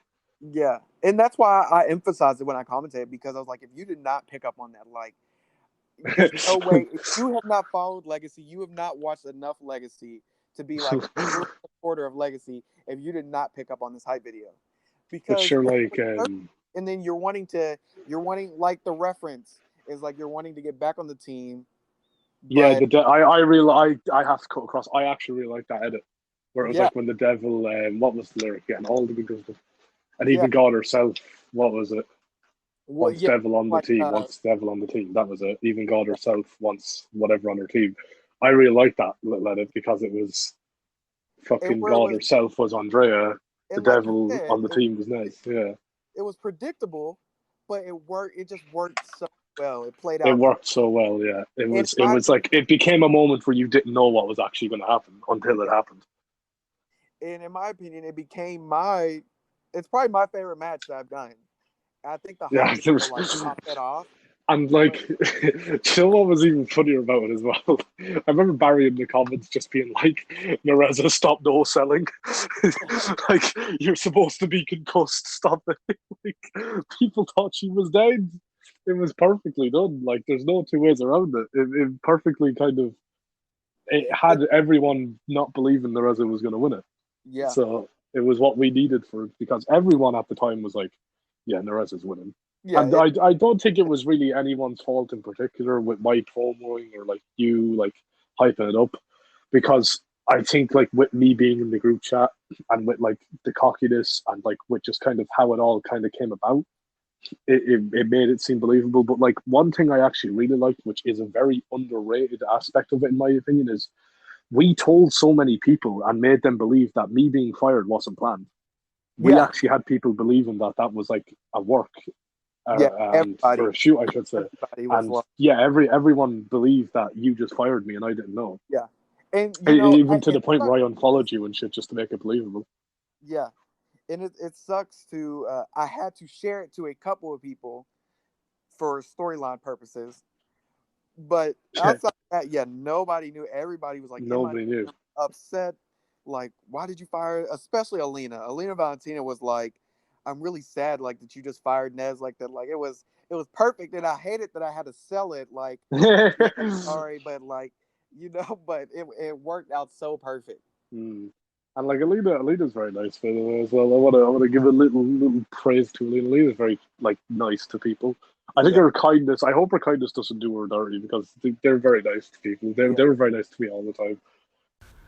I wanted to jump in and talk about a situation that happened kind of out of nowhere because here as of late, you've been open doing videos for Legacy on your own time and just trying to help out in any way possible, try to build hype for the show. And I truly do appreciate it. But something that kind of came out of nowhere was Christina not feeling like you were showing her in a good light and I was not doing a good job of using her in Legacy. And just what's your point of view on that? Because I was very confused myself when it happened. And this is something that no one knows, and I'm going to slightly spoiler it. For your big show, you want to make it very special, and yeah, you asked me, could I make special little videos for it, like we done with Nez versus Andrea? And I said, if I can, like, if I have the time to do it, I'll do it, type thing. And when Christina made the thing that was like, oh, Legacy, I don't like the creativity behind it. I don't like how, and it was over the video as well, the hype video of my creativity behind it. And I was shocked because when you messaged me about the videos, you told me like, yeah, go find whatever songs. If it works, we'll use it. And you said to me, I have one in mind. I won't go into detail, but it was Christina, and the yeah, song you wanted. It was the only actual idea for a feud you had was to do with Christina. And I was shocked when she came out of nowhere and went, I don't like the creativity. I feel like I'm not being used properly and all this shit. And I was sitting there like, you just told me 3 days ago that you had a huge match planned for her. yeah. And now she's just fucking gone. I just thought that was so crazy, and I do respect Christina when she after the whole situation played out, like the day later or maybe even the night of. She did come to my DMs. She was like, I loved your show. Like, I don't want to end off on bad terms and all that. So I definitely give her a respect for that because not too many Yeah, people even apologize. But it came out of nowhere in the fact that she was like, I wasn't getting, I don't like the light that you guys are putting on me and you guys are making me look bad. But she said, like, creativity wise and like how many people have actually been in, like, there is no other woman. I'd have to actually go through each episode. I actually keep every single episode in my phone as far as like the match card. yeah. So I'd actually have to look through. And if I'm not mistaken, I would say that Christina was the woman that had the most matches out of any woman on the roster. Oh, she was in a lot of I matches. Like, built her up so much.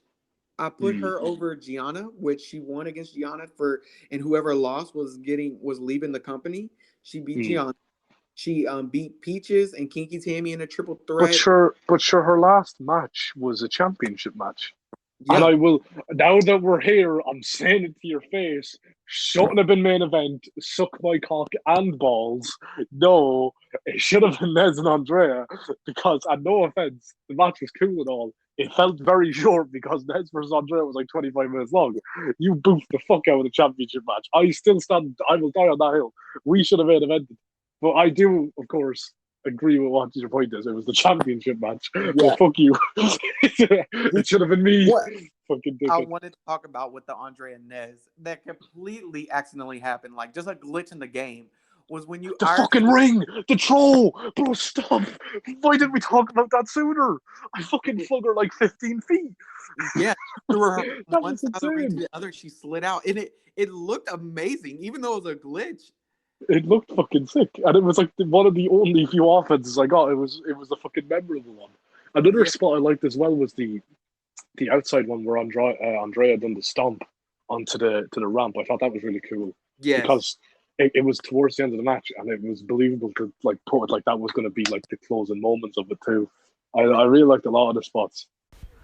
Definitely one of my favorite matches that I think I'll ever see in call. But outside of that, is there any question that you would want to ask me? Who would you like to retire you if you were to ever have an official call retirement? Like you're going to go out with a bang. Who do you think would be the person to like retire? Like if like this is saying now that you're doing like a lot of mad shit in call and you want to retire, you know what I mean? Yeah. Who's it gonna be? Who do you think? For DC, I'm assuming. Yeah, for decent. Yeah, I would say I don't know that it's tough because with DC of my size, I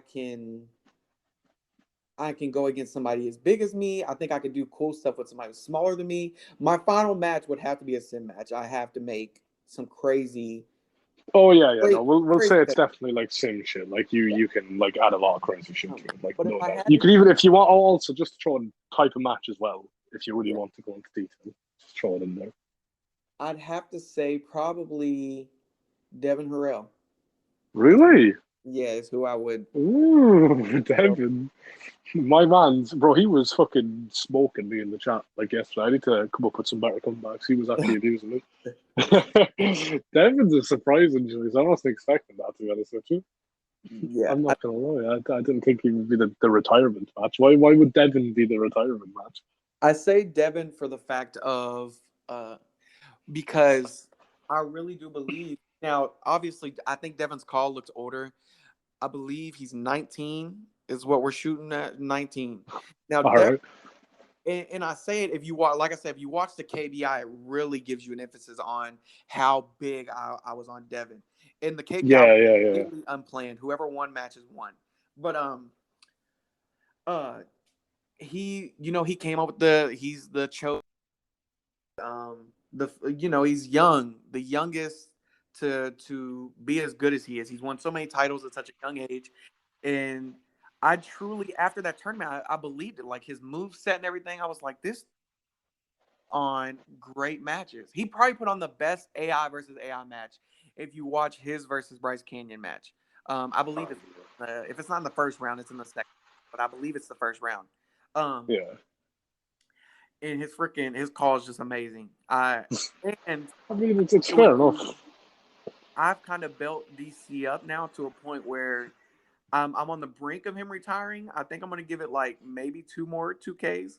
And I just think that Devin would. I think I have a big enough name now, especially now that I started Legacy. That Yeah, you've definitely got the name behind it. You definitely have. I think that Mm. if it was at a perfect place where it gets like viewers, some like Art Pro, they get up to 1,000 views sometimes on some of their streams. Yeah, they get a lot of views. They are a big league, Like that, to be fair. yeah. Any place like that, if we did the right storyline and then Devin goes over on me, I think that would be big for Devin. I think it would make Devin look extremely credible. No, that's fair. I'm surprised. I wasn't expecting Devin, to be honest with you. But now, if I were to choose, right? Mm-hmm. Yeah. I don't know when I'll retire. Okay, first of all, but if I were to choose, right, and you don't know this person that well, right? I would do a full storyline. And my last match would definitely be some sort of extreme match. I would easily say that match to go out with the bang. And Yeah. I think who I'd really like to see Nerezza's last match be would have to be Roxy Guns. as I said, we're very good friends. Yeah. Roxy Guns' entire character, like not the entire backstory, but a strong part of it is she started out in wrestling young, had a match Right. against Nerezza, lost very badly, and then didn't want to wrestle, but had the passion, and they had like a rivalry, and she came back. I think it would be really cool to see that rivalry built into a storyline, not just between like our characters in a fucking page. I would love to see it in a video, sim made, and it's the big finale. It's the bully, the villain Nerezza versus the underdog, the fan favorite Roxy Guns. Full on that match. Give it fucking 40-minute match, sin match, and have Nerezza lose. And I think that'd be the coolest way to go out because Yeah. in my opinion, Roxy does not get enough love in this community. He did one of the nicest people I actually know. Like, I don't think they deserve a lot more. Like, they're very cool. The cause cool. The character's cool. Like, Yeah. I think if that was one person to retire Nerezza, it would. There's no other person that comes to my mind other than Roxy Guns because of how much we know each other. Like, they have the call, they have the moves, they have a cool character. They don't really need to like the popularity to go over, but still, I'd like them to go over. Yeah. So I think Roxy Guns would definitely be my pick for retirement anyway. The last match ever, and it's just a legacy. But I would give it up to someone like you to do it because you have the talent. It'd be either you, Axis, GTT to make the match, I'd say, because you three definitely have the mindset and skill for it. Like, I know there's a lot of cool feds, but like I know you three, y'all are cool. Yeah. You're the cool kids. But yeah, no, that I see. I won't know after. I don't know anyone else. No one else deserves this. Okay, no one deserves to retire me. If I could do a mixed match, I'd give it to Mike. Fuck it, he can retire me. You know what? He can do it. I'll Yeah. let him retire me. He can do his sus god thing. I'll be happy enough with that anyway. Okay, Nez, the time has come. The topic I feel like everybody wants us to talk about, and that is Jada Storm and all the details of your guys' fallout that happened in Legacy that, well, I guess happened more than just Legacy, but started in Legacy that ended up being the reason for my fallout with Jada and all the details behind it. So let's get it going. Okay, from the very beginning is where I'll give you a little bit of how I took it. So at first, the battle royal that we decided to do for the championship, you and Jada didn't agree. Yeah, we should talk to. That was Right. funny. And you guys talked about it. And truth be told, like I thought you guys was cool. You know, you guys was talking about storylines, et cetera, et cetera. You know, so I thought everything was going out perfect, at least for the future of what we was gonna do. And then And then it did. and then it didn't. I mean, that's such a big like that. You really said that like the most open way possible. Like that's like saying, yeah, the book had a happy ending. Like, no shit, it did. Like where do we take that? It started right. It started with fuck, my door's not even closed. How am I talking to you without a door closed? That's a bit stinky now.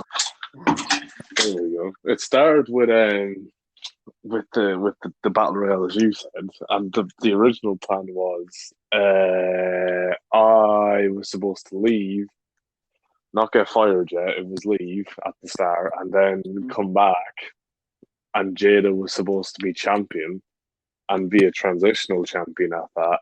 And I was going to return and beat her for it. That was the very first plan. That was the very first. Yep. Then that didn't happen. Didn't happen After that, we didn't even get close to it. I mean, we didn't get close. It didn't happen. The first time it didn't happen, it wasn't a problem. It was Jada and Corey liked working together.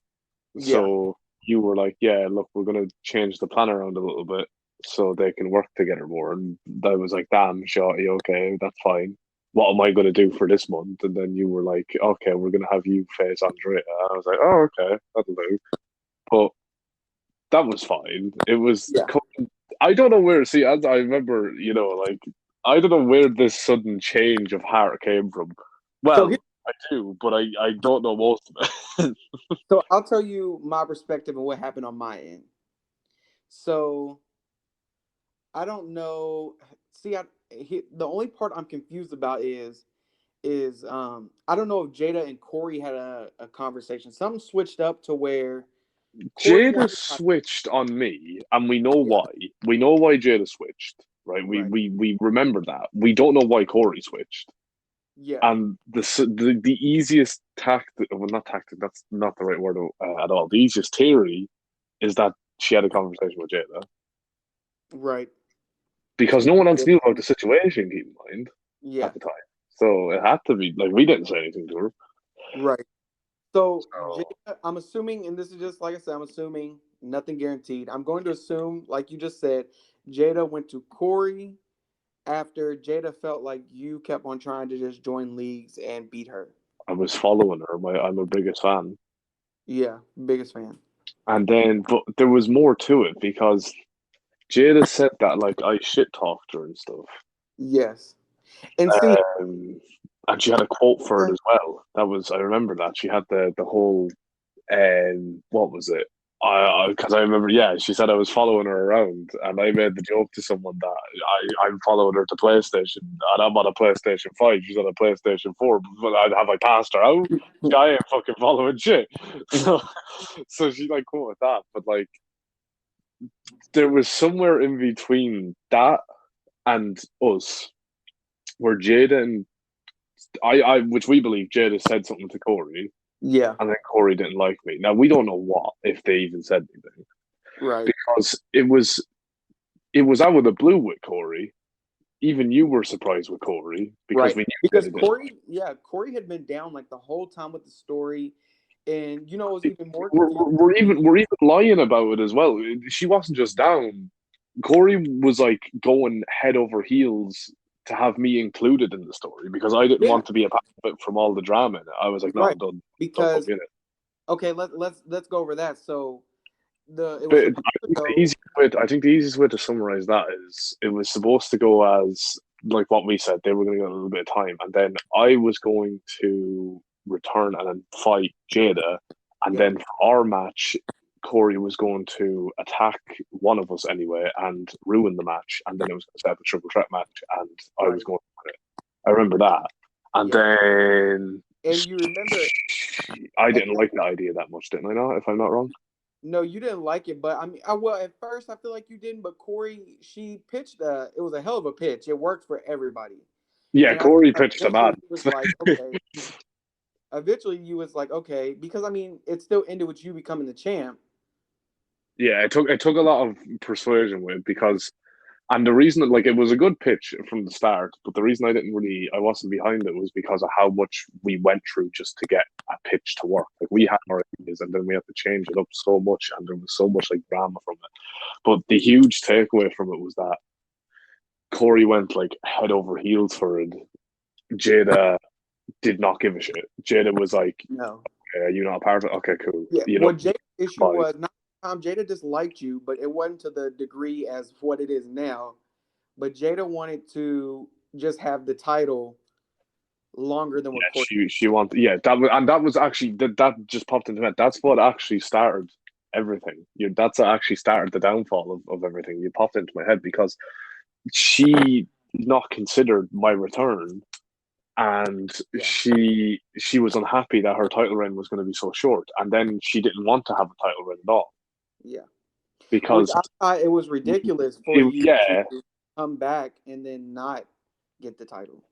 it was she thought it was like she made the argument and it was like it was ridiculous that I was going to come back and get a title shot when like I just got back and shit. But we tried to explain to her like, or I don't even know if we explained to her it was that much of a mess. But the point of it, that was the point. Yeah. Like it was the Yeah. point. Like that was the heat. That was the entire Right. point of it.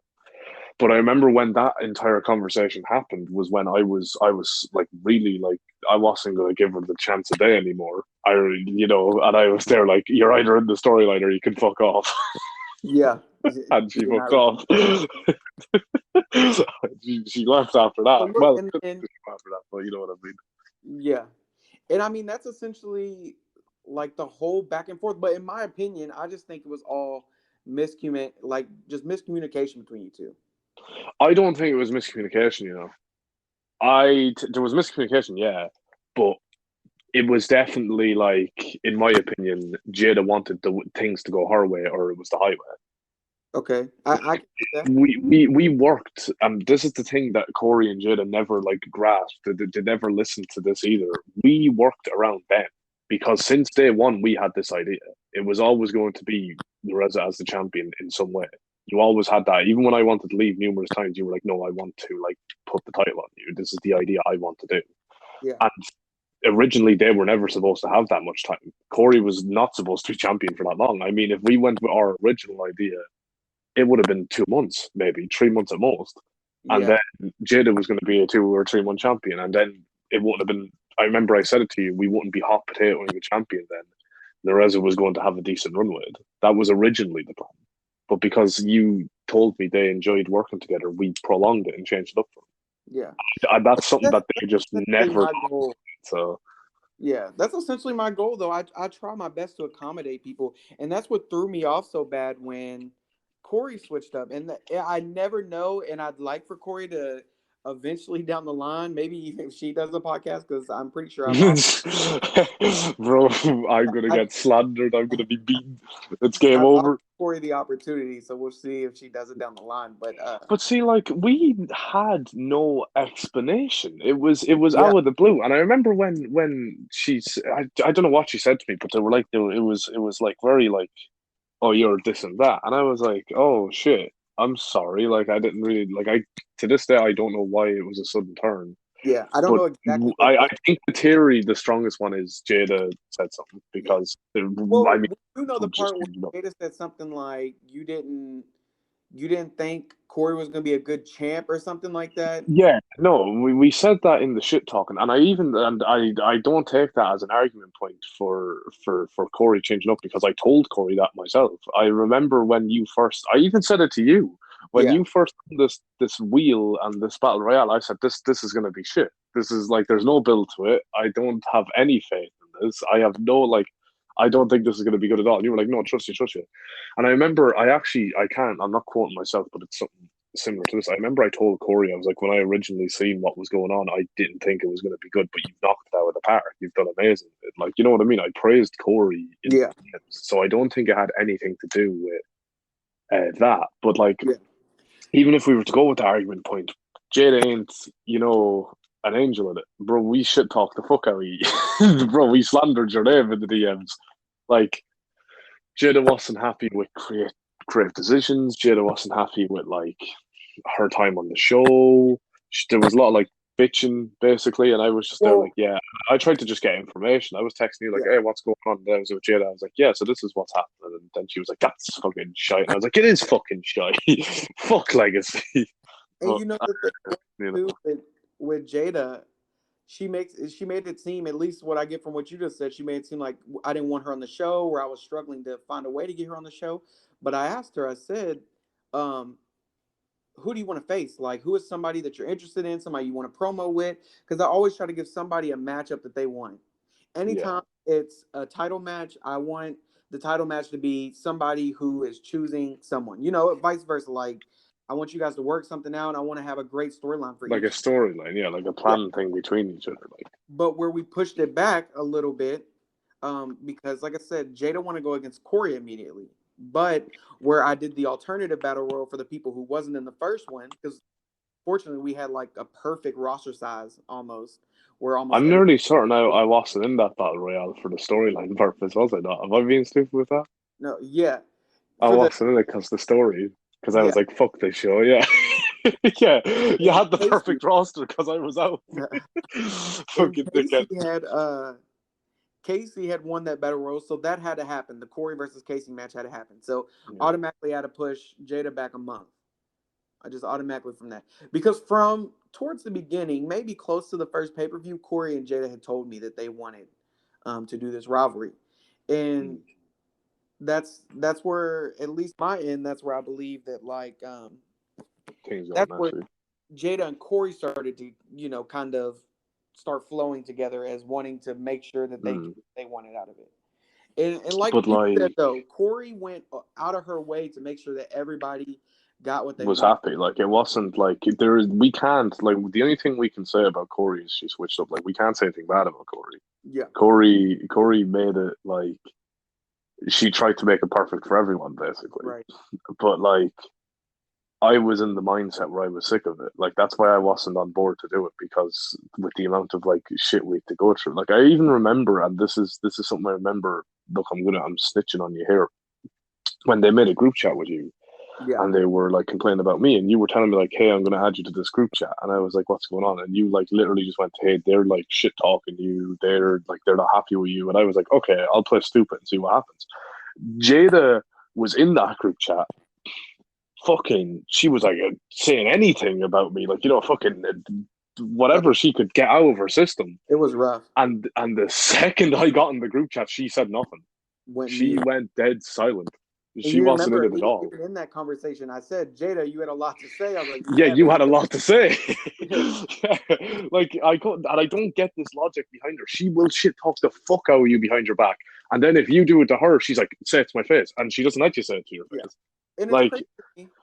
Over this whole situation between you and Jada, because me and Jada have always been cool. Like, we've been able to talk in DMs and etc. But through this whole situation, her leaving Legacy, even when me and her got into it weeks ago, when she said something when direct, she said like subtweeted it, didn't you? Yeah, she subtweeted about. So I'll break that down real quick too. Is I posted, can we normalize people just wanting to leave? Yeah, can we normalize people leaving and not Instead saying of they need everybody to go like saying, focus on shit? Yeah. Then like, Yes, I'm I too remember busy in that. real life. I can't do it. I can't keep up with the league. And just my opinion, I see too many people say that, and then they're on Twitter 24/7. It's like, you can't possibly have that. If you could be on Twitter 24/7, then you can watch a 5-minute You match. can, yeah, you can watch your match. So when I tweeted that, Andrea commented and was like, "Do you have kids?" And I explained to her my situation. But then after that whole, like, our conversation with me and Andrea, this was all public to everybody. Andrea Oh was yeah, like, she "Oh, okay." subtweeted the fuck out of it. Andrea was like, "Oh, okay, I see what you're meaning in that aspect." And then Jada subtweets me and then says that it wasn't about me, even though later on she says that, "Oh, well, the first part's about you." So The first part's about you. I promise.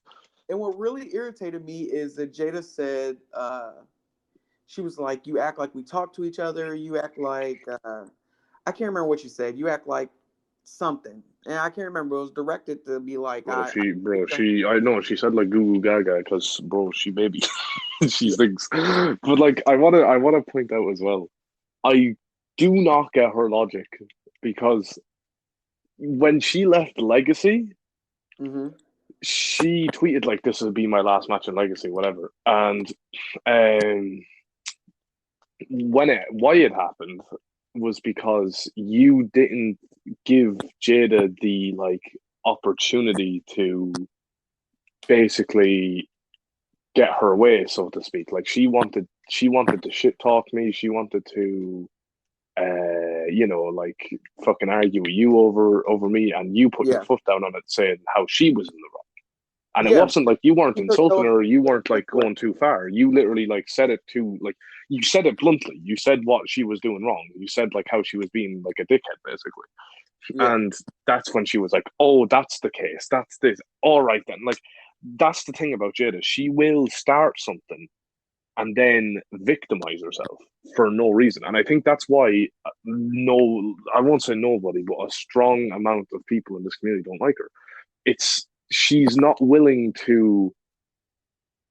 If you go 50% of the way, she's only going to go 25% of the way. You have to do the other 25% with her, or you're not getting her at all, type thing. Yeah. And I think it's her biggest downfall that she's got this ego from somewhere, because I remember vividly when I was talking to her in the DMs, and she was asking me like, "Oh, why do I want to beat her so much, and why do I want to have like a feud with her so much, and like all this?" And I remember I was praising her, and I was like, "I think your character's cool. I like the design. I like the attitude." While that was going down, She was in your DMs shit talking the fuck out of me, and who knows what other DMs she was in shit talking the fuck out of me. And that's where things went downhill between me and her, because I remember you told me that, and I went to a few people that I knew on Twitter, and I was like, bro, she's fucking shit talking me. Like, what the fuck? And I was like, that's pure stinking. I remember like Yeah, saying I like was that's a very fucking confused. shit thing to do, you know? Yeah, that So, I was extremely confused because it was like it seemed like it was good on your end. but sure, even when you told me, I was like, what? And Yeah, I was like, yeah, are you joking? You were like, no. And I was sitting there like, she's really shit talking me, and you were explaining to me, and I was like, fucking hell. And I explained it to them that I was literally prisoner in her DMs. But like, as well as that, hmm and I won't name names, but like, it's not just Jada with this, but it's like Corey as well. And I'm not, I think Andrea's fine, but Corey, I know, and Jada. Um, if I said something to someone, they would have that person tell them what I said, and they would like have it ready if they needed to use it in some sort of bad way. yeah, And I thought that was very scummy. Like, here's the thing: I could shit talk you behind your back. If I'm really annoyed at you, I'll shit talk you behind your back. If I don't like you, if I like you and I'm annoyed at you, I won't shit talk you. I'll explain the situation to someone and say like, "What the fuck do I do?" But if I don't like you and you've annoyed me, I'll be like, "I this dude's a cunt." But like, I don't like the idea of kind of being like, hey, Legacy, go talk to fucking Corey there and bring up me. And if she says something, screenshot and send it to me. Like that's childish. Like yeah, we ain't 14 anymore. Like it's time to grow up. Like if you have, and I say this to people, if you have an issue with me, tell me, and we could try and like sort it out in some way. If you really fucking hate me, try and talk to me. If you don't like me, don't talk to me. Like don't talk yeah. about me. Don't like I this is recent enough. I fell out with XWS. hmm The career behind that. Um, I can't remember how it started, but I know there was a lot of things like said and done between the two of us, and it wasn't good. But what was the breaking point for me was that he had I had found out that he was sharing conversations that we had, telling other people what we were talking about. Now he didn't screenshot, but he was telling them what we were talking about, and that's something I don't like either. Like if I'm telling you something personal or something serious, Yeah, I don't want you to go off and tell someone else, and then 2 months down the line you're going to use it in an argument against me. Like why was that? Like, and I even remember vividly, I said to him that you should focus on the people on the roster that promo, and it was about Ashley Rain we were talking about, and there's nothing against Ashley Rain, but at the time Ashley Rain wasn't promoing or nothing, and I was like, they were arguing and shit, and I was like, if you're like in a bad mood with her and you're arguing and you're not happy with each other, and if this is constant, she's not promoing, why would you keep her on the show? Like he was in the rut of no one cares about the show, and I gave him the advice of find people that care. I'm promoing 24/7, and the views on each promo package prove that people care because I promote. I have more views than every other women's match on that card. Like I hate to like combine them, and I've got more. Like so, that's where it all started with that. And I think Jada does the exact same thing. She'll talk to you, and if she falls out with you, she'll go through that and use it as like a receipt. yeah, Like you know what I mean? I think that's a very scummy shit person attitude to have. Like if I could fall out with you tomorrow, hmm I won't share a chat we had. Like I remember there was a few times where we had. It was especially around the time where you were told I was greedy, and that's why you didn't like really trust me that much. And I hmm remember I told a few people when I was venting, I was like, I was a cunt for saying that, and they were like, okay, I didn't show them any chats. I just explained that you said that, and that was that. That's the furthest I'll go. I right, won't go out. I won't go on my way to bring someone else down by using a conversation I have with them against them. Like if that was the case, bro, I'd bring up fucking 50% of the conversation I have with Jada. Like why? What am I going to get out of that? Like the last chat she sent me was like, say it to my face, you're a fucking bitch, you're a coward. Like I don't give a shit. You're a mother with 2 kids. You need to relax on other people. Like you have your own kids to worry about. Don't worry about the call kids. Worry about your own kids, and then then you can have fun with it. I'd say. You know what I mean? Like yeah, I hate to keep talking, but the point of it is, I think there's taking it serious and having it fun, and then there's taking it too serious, and yeah, she's taking it too serious. Like I remember I was in when I on the Taylor account I joined the Fed, and I thought the Fed was going to be really cool, and then I found out a bit late into it that it was completely AI. my second match in, I was a champion, and then the week after that, I lost the championship, and then 2 weeks later, I won a different championship. Right Mhm. when I won that championship, I said to myself, I'm going to wait until this reign ends and I'm going to leave, right? I planned that. I was doing stuff at the time. I was busy. I didn't get a chance to explain this to the owner of the show. My bad, right? Yeah. Of course, who's the person that my first offense is against? Jada. Of course it is. So I don't mind, yada, yada. Jada wins all AI, I assume. Grand. Like, I didn't mind. I was like, grand, that's that done. I can tell the owner now I don't want to be in it because I don't like completely AI shows, like, let me have a storyline. And I explained that to them, and they were like, "Oh, you're the person that like gets angry when they leave, and you're salty and this." That. I was like, "No, like I really don't care." But like Jada was like, "No, don't. It's not worth it dealing with this stuff on Twitter. Don't worry, let it go." Yeah. Fucking shut your dumb. She's the complete opposite of what she said. She's the one started most of the drama. Like, don't even talk with that attitude. Yeah. So I don't know. I think the entire legacy situation was a mess. Like, it was an absolute mess, and Oh, I don't absolutely know who's insane. to blame. Yeah. And I mean, Like, it's ugh, it it's was just a bad. mess crap. But I mean, other leagues messaged me asking me how to like monitor you guys, how to deal with you guys. It was But sure, I even said it to you. I DM'd it to you, and yeah, I know I said to you before that VRW. I said to VRW, don't put me against her. I don't want to be against her. Like, I don't want to feud with her at all. And he was like, that's fine, but I won't, like, you won't be able to get a title push for that championship while she's champion. I was like, that's completely fine. Like, it's the further I'm away, the better. And every show I've joined since, I'll ask, is Jada Storm on the roster? And if they say yeah, I say, don't put me near her. And I think there was one show that said she's in the tag division, so you might have to run into her. And I was like, well, I won't promo it then because like it's so stinky that like she's that bad of a person. You don't want anything to do with her. Like, and she hasn't even personally done anything. She's just a shit cunt. yeah. And here's And what my biggest issue was with her. Well, when she took your guys' situation and put it out on me when I had, nothing to really do with it other than just doing what I felt like was the most entertaining content for my show. That's what I did. like I I didn't think as well that was another issue with her. She felt like, and I know I know I was a cunt for this. I'm not as bad anymore, thank God. But like, she would take control of your show and twist it in a way that she wanted the show. And I think you were the shining light for me to stop doing that. Because I think you said one time when I was suggesting an idea, I think you had an idea once where Andrea was going to be the person to dethrone Nerezza, and I thought that was a stinky idea. I thought that was a stupid idea. And then you said to me, whether you like it or not, I want to do it because it's my show. And I went like, shit, he's kind of right. You do be right. yeah, So I was like, if you do it, fair enough. But I just think it's a dumb idea. I yeah. think that ever since that, I've been less like, no, that's stupid. Don't do it type thing. I've been like, if you want to do it, sure, but I don't think it's that good.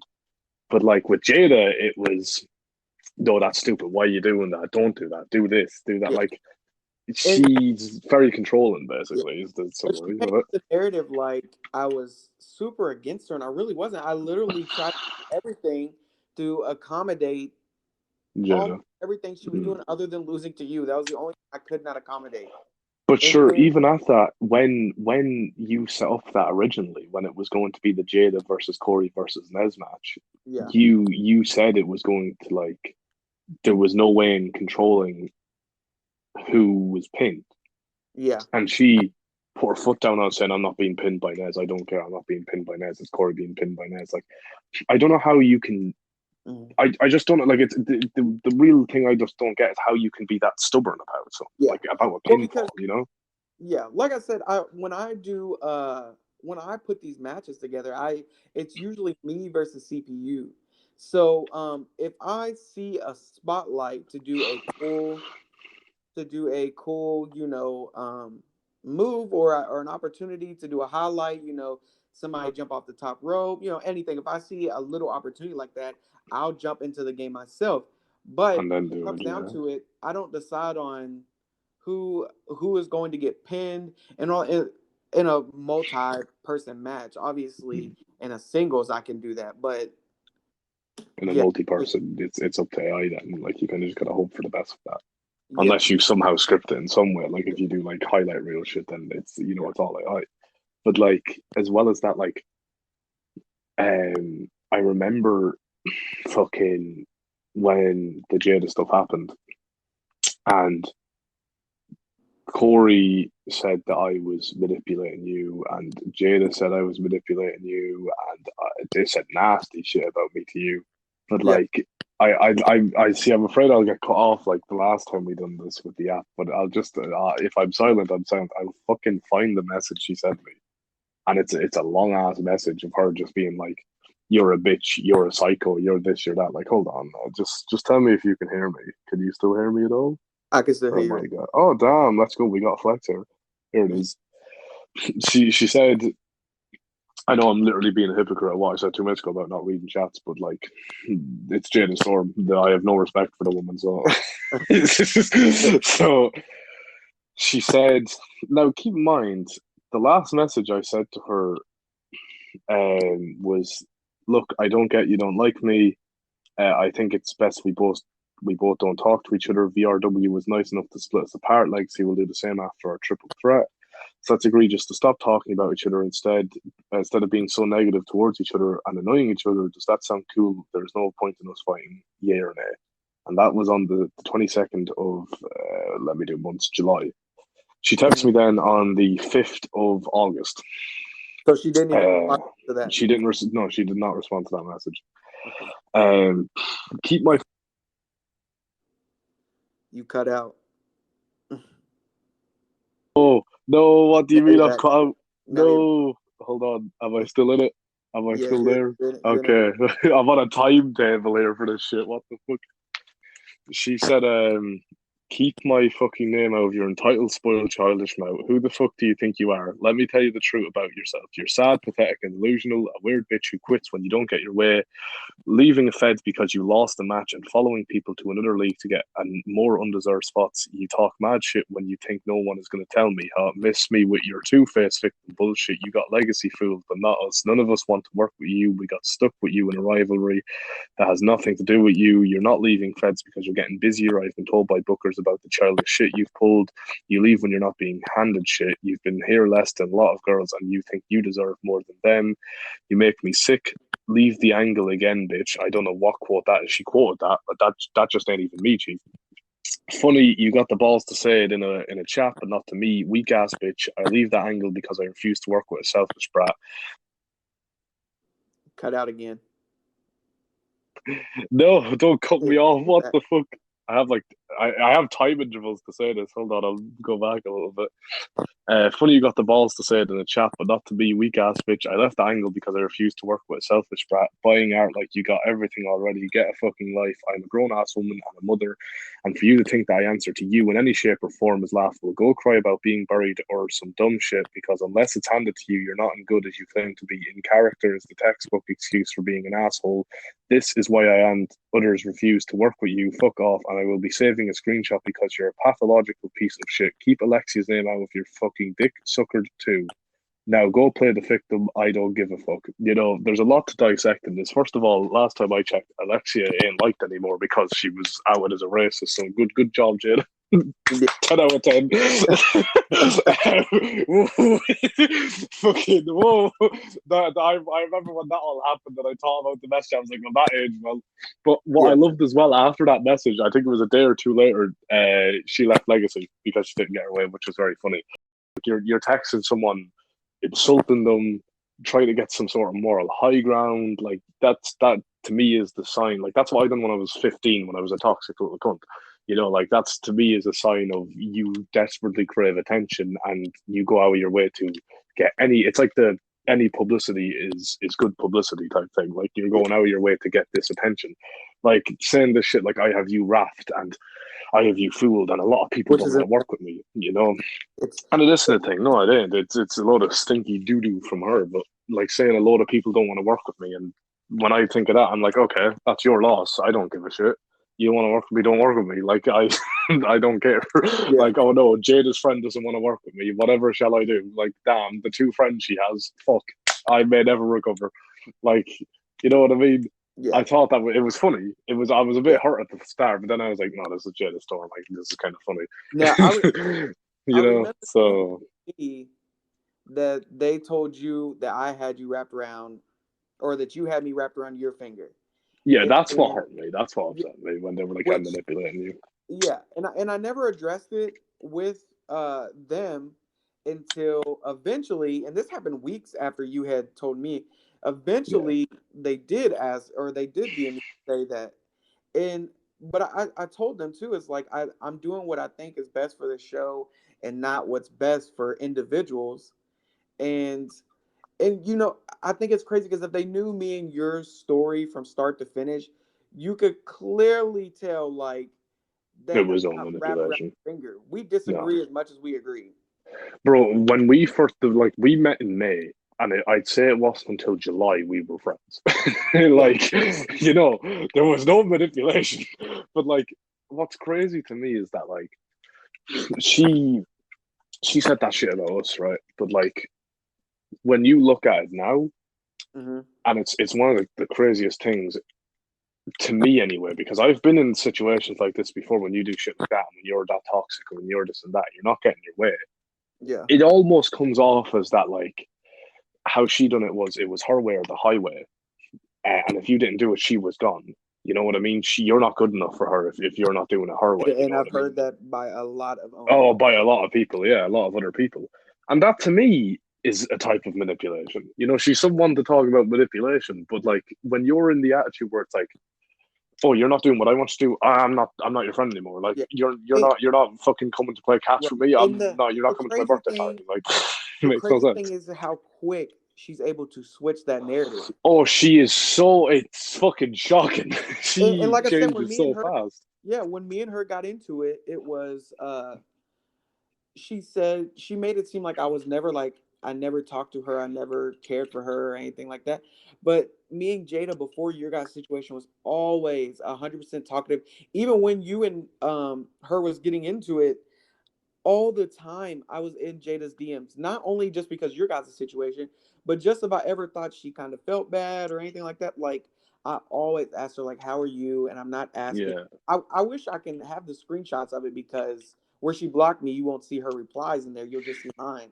But there was so many times in there that I was like, I'm not checking on like Jada. Like I want to know about you, like person. Like how are but you sure, like feeling? even as you say that, I remember she told me like shit about her own personal life, like things were down in the dumps, and Yeah. I like went out of my way to try and make sure she was all right and talk to her and cheer her up. Like she doesn't think about those things. She doesn't think about like the effect she has on someone else. Like I could have said fuck you. Like she could have been. I don't know. I can't remember what she was telling. I do actually kind of remember what she's telling me about, but it's very personal. I'm not going to go into it, of course. But she like I could have been like, "That's cool. I don't care." You know what I mean?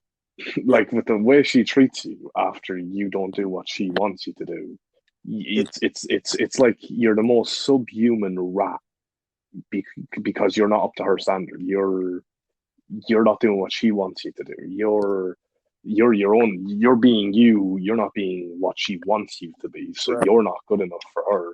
And You I know what I never mean? realized how bad it was until I made the post about my situation. And then everybody was quoting my situation, telling their situation. And Bro, then do you know all what? of Do you know what's? Do you know what's funny? I didn't get any notification for them. that. And then people were tweeting like, fuck Jada Storm. And I And was you like, remember, and y'all made this hype train without me. And you like DM me like saying petty ass with like a laughing cry emoji. And I was like, I'm on this fucking train. Fuck you, I didn't start it. but you I'm remember on the train. I DM'd you because I apologized. Because I said, I'm sorry for ever like really going drastically against you and thinking that you was the biggest issue in the problem. Because I came to the conclusion that Jada was the biggest issue in the problem. Yeah, no, I remember that. And I remember like I think I either said like it's I, but that sounds like a very happy spiritual ending. I'm nearly certain I went told you so or some shit like about time or something like that.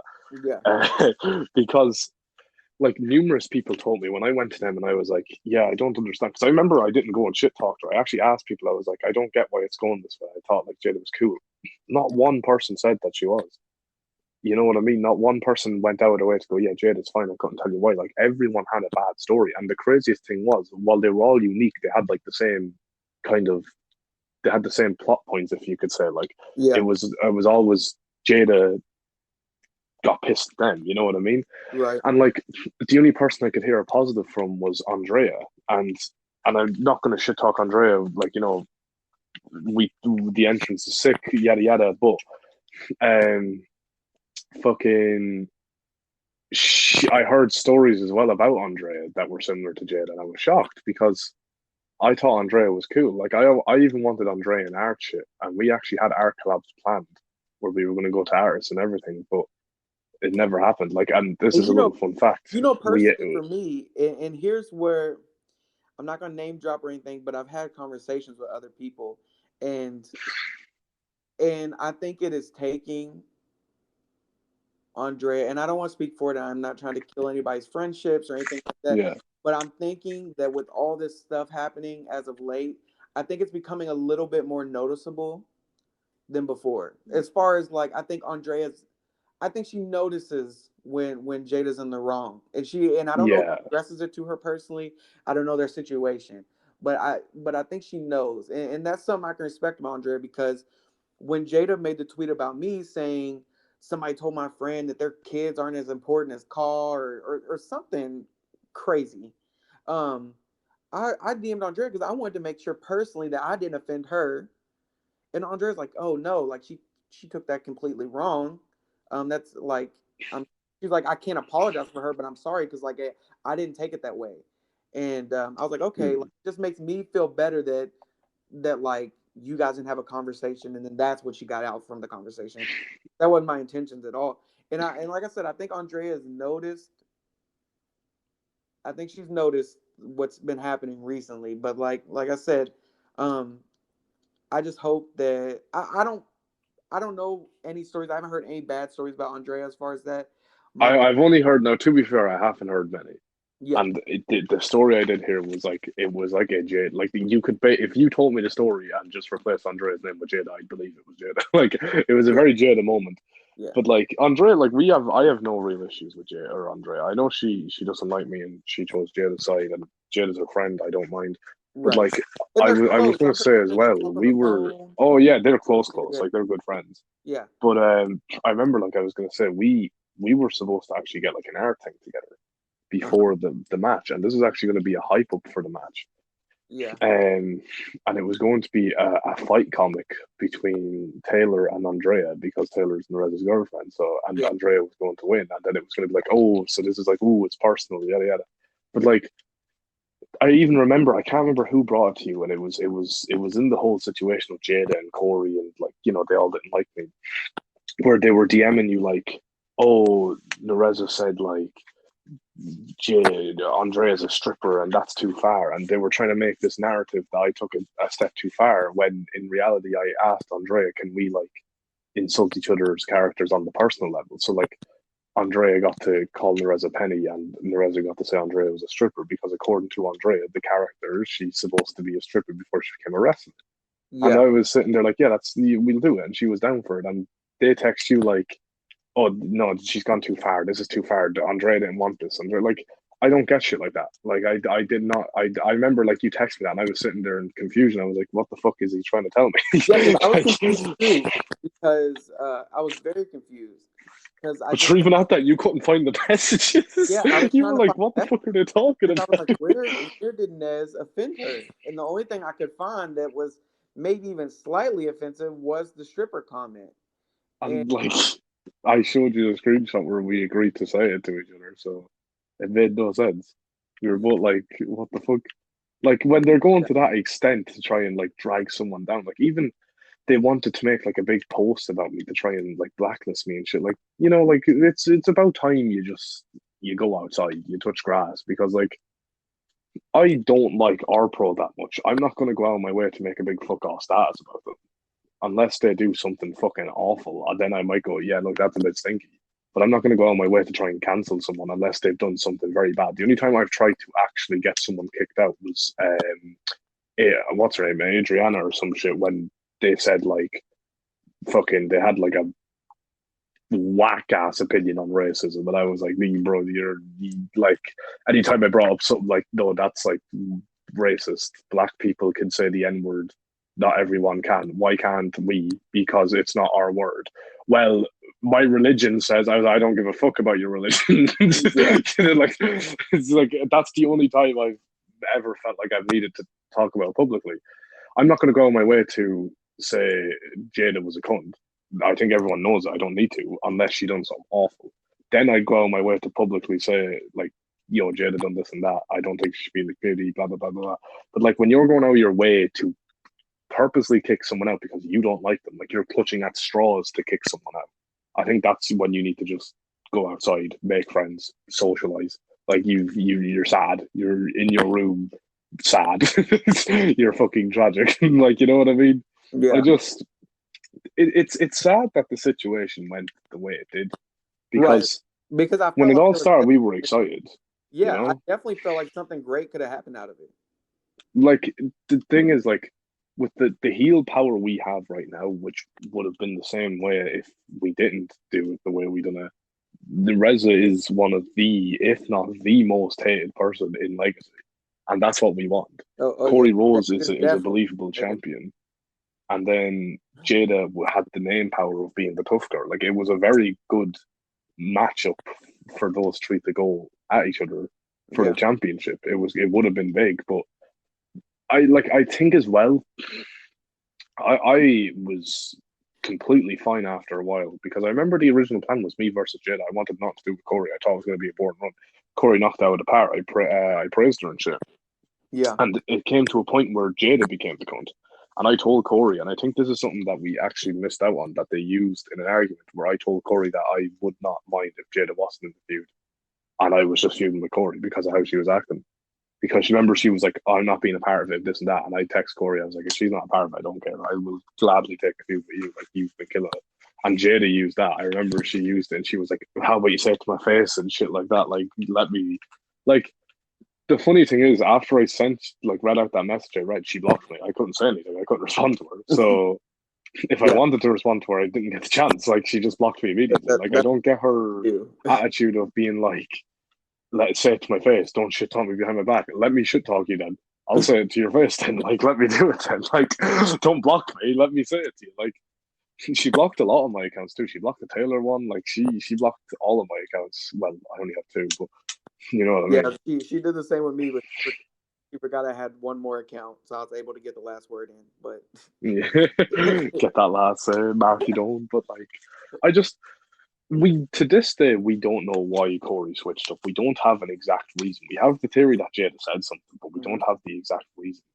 You know, and I'm aware that there's people in the roster that are friends with Corey and Jada and will not like me because just how things went. They'll believe whatever they've been told. And I'm not going to go out of my way to talk to these people and say what happened. Like, you know, when I was on DeviantArt, I'd done that enough, and people didn't want to believe me, and that's that. Like, I'm not going to go out of my way to make you believe me. If you want to talk about it, I'll say my piece, and if you don't believe me, that's that. I don't care. Like, because even at that, like Jada's like, look, there's no other way to put it. Jada is not the best. She is definitely not the best. I just don't know. She's a different breed when it comes to toxicity, and I'm genuinely shocked she hasn't been like blacklisted or kicked out because of how she acts towards people. Like, there's so many people that don't like her. Like, so many people don't like her and have had their own experience with her. I'm surprised people haven't said anything about her. Like, we've seen numerous fucking fuck Jada Storms posts after you said your thing. I'm so surprised people didn't just go like, yeah, fuck off. Like, the only person I've ever looked at in the same light of Jada Storm is what's his name? Jaden Shadow. That dude, the Roman Reigns guy. Yeah. He's the only person I've looked at in the same light of Jada Storm where I just sit there and go, I will never ever associate my person with that person again. Like, they're just awful, awful people that drag the community down with them. Like, it's as much as we're literally just dragging Jada's name here. Like, we can't even clickbait it anymore. Oh, hold on. Hi, the Dean. The Dean's going to shower. All right, no, I'm grand. Do you want to say hi to Devin? Oh, Devin. Grand job. Mario Kart, Animal Crossing. No, I'm playing Animal Crossing as well. That's fucking horrible. Don't disrespect my mans. He's the pilot. Don't disrespect him. I have fun. My sister came in to say hi. Edit it out. Shh, edit it out. Shh, shh. Fucking no, but as I was saying, but yeah, fucking Jada is the bad person, awful person, shit person, drags down the community. Absolute cunt. I will never associate myself. And I was going to make a joke before the Dean came in and said if I need to use the bathroom. Fucking, she is like, we can't clickbait now. We joked, said, oh, we're going to clickbait us shit talking Jada. Bro, we've been in this for 48 minutes. We can't clickbait it now. It's game over. We dragged her. Bro, we can't anymore. We have to just say, oh, yeah, we said it. Like, here's the thing. Mm-hmm. If she hears this, yeah, she'll have 20 million screenshots of bad things we've said, and she will post it, and with no context, and she will shit talk the fuck out of us without what I want like to, at us. does see this. I'd love for Jada to talk. Get her on the podcast. I would love to talk to Jada. Bro, can we do like, you know how like they do with like in the elections where they have like both parties, like you know how they had Trump and Biden, and they have like both parties at the, I want to do that with Jada. Like we get like people to ask us questions, but instead of answering the questions, we just shit talk each other. That's amazing content. But like I'd like if she is still in the community by WWE 2K22, I will PayPal you €50. Like there's not a chance. I don't see it. She is in small feds that are new for a reason, because every other fed fucking knows the truth. Well, and someday those other feds will know. Yeah. You know? But she's kind of a big name too in the same aspect. She's a big name, but like it's like that thing. It's like comparing it to fucking Hulk Hogan, bro. Like we're not in the same aspect of fucking Hulk Hogan being rich, but everyone fucking knows who Hulk Hogan is. Yeah. But no one likes Hulk Hogan anymore. Like it's like everyone knows who Jada is, but no one likes Jada anymore.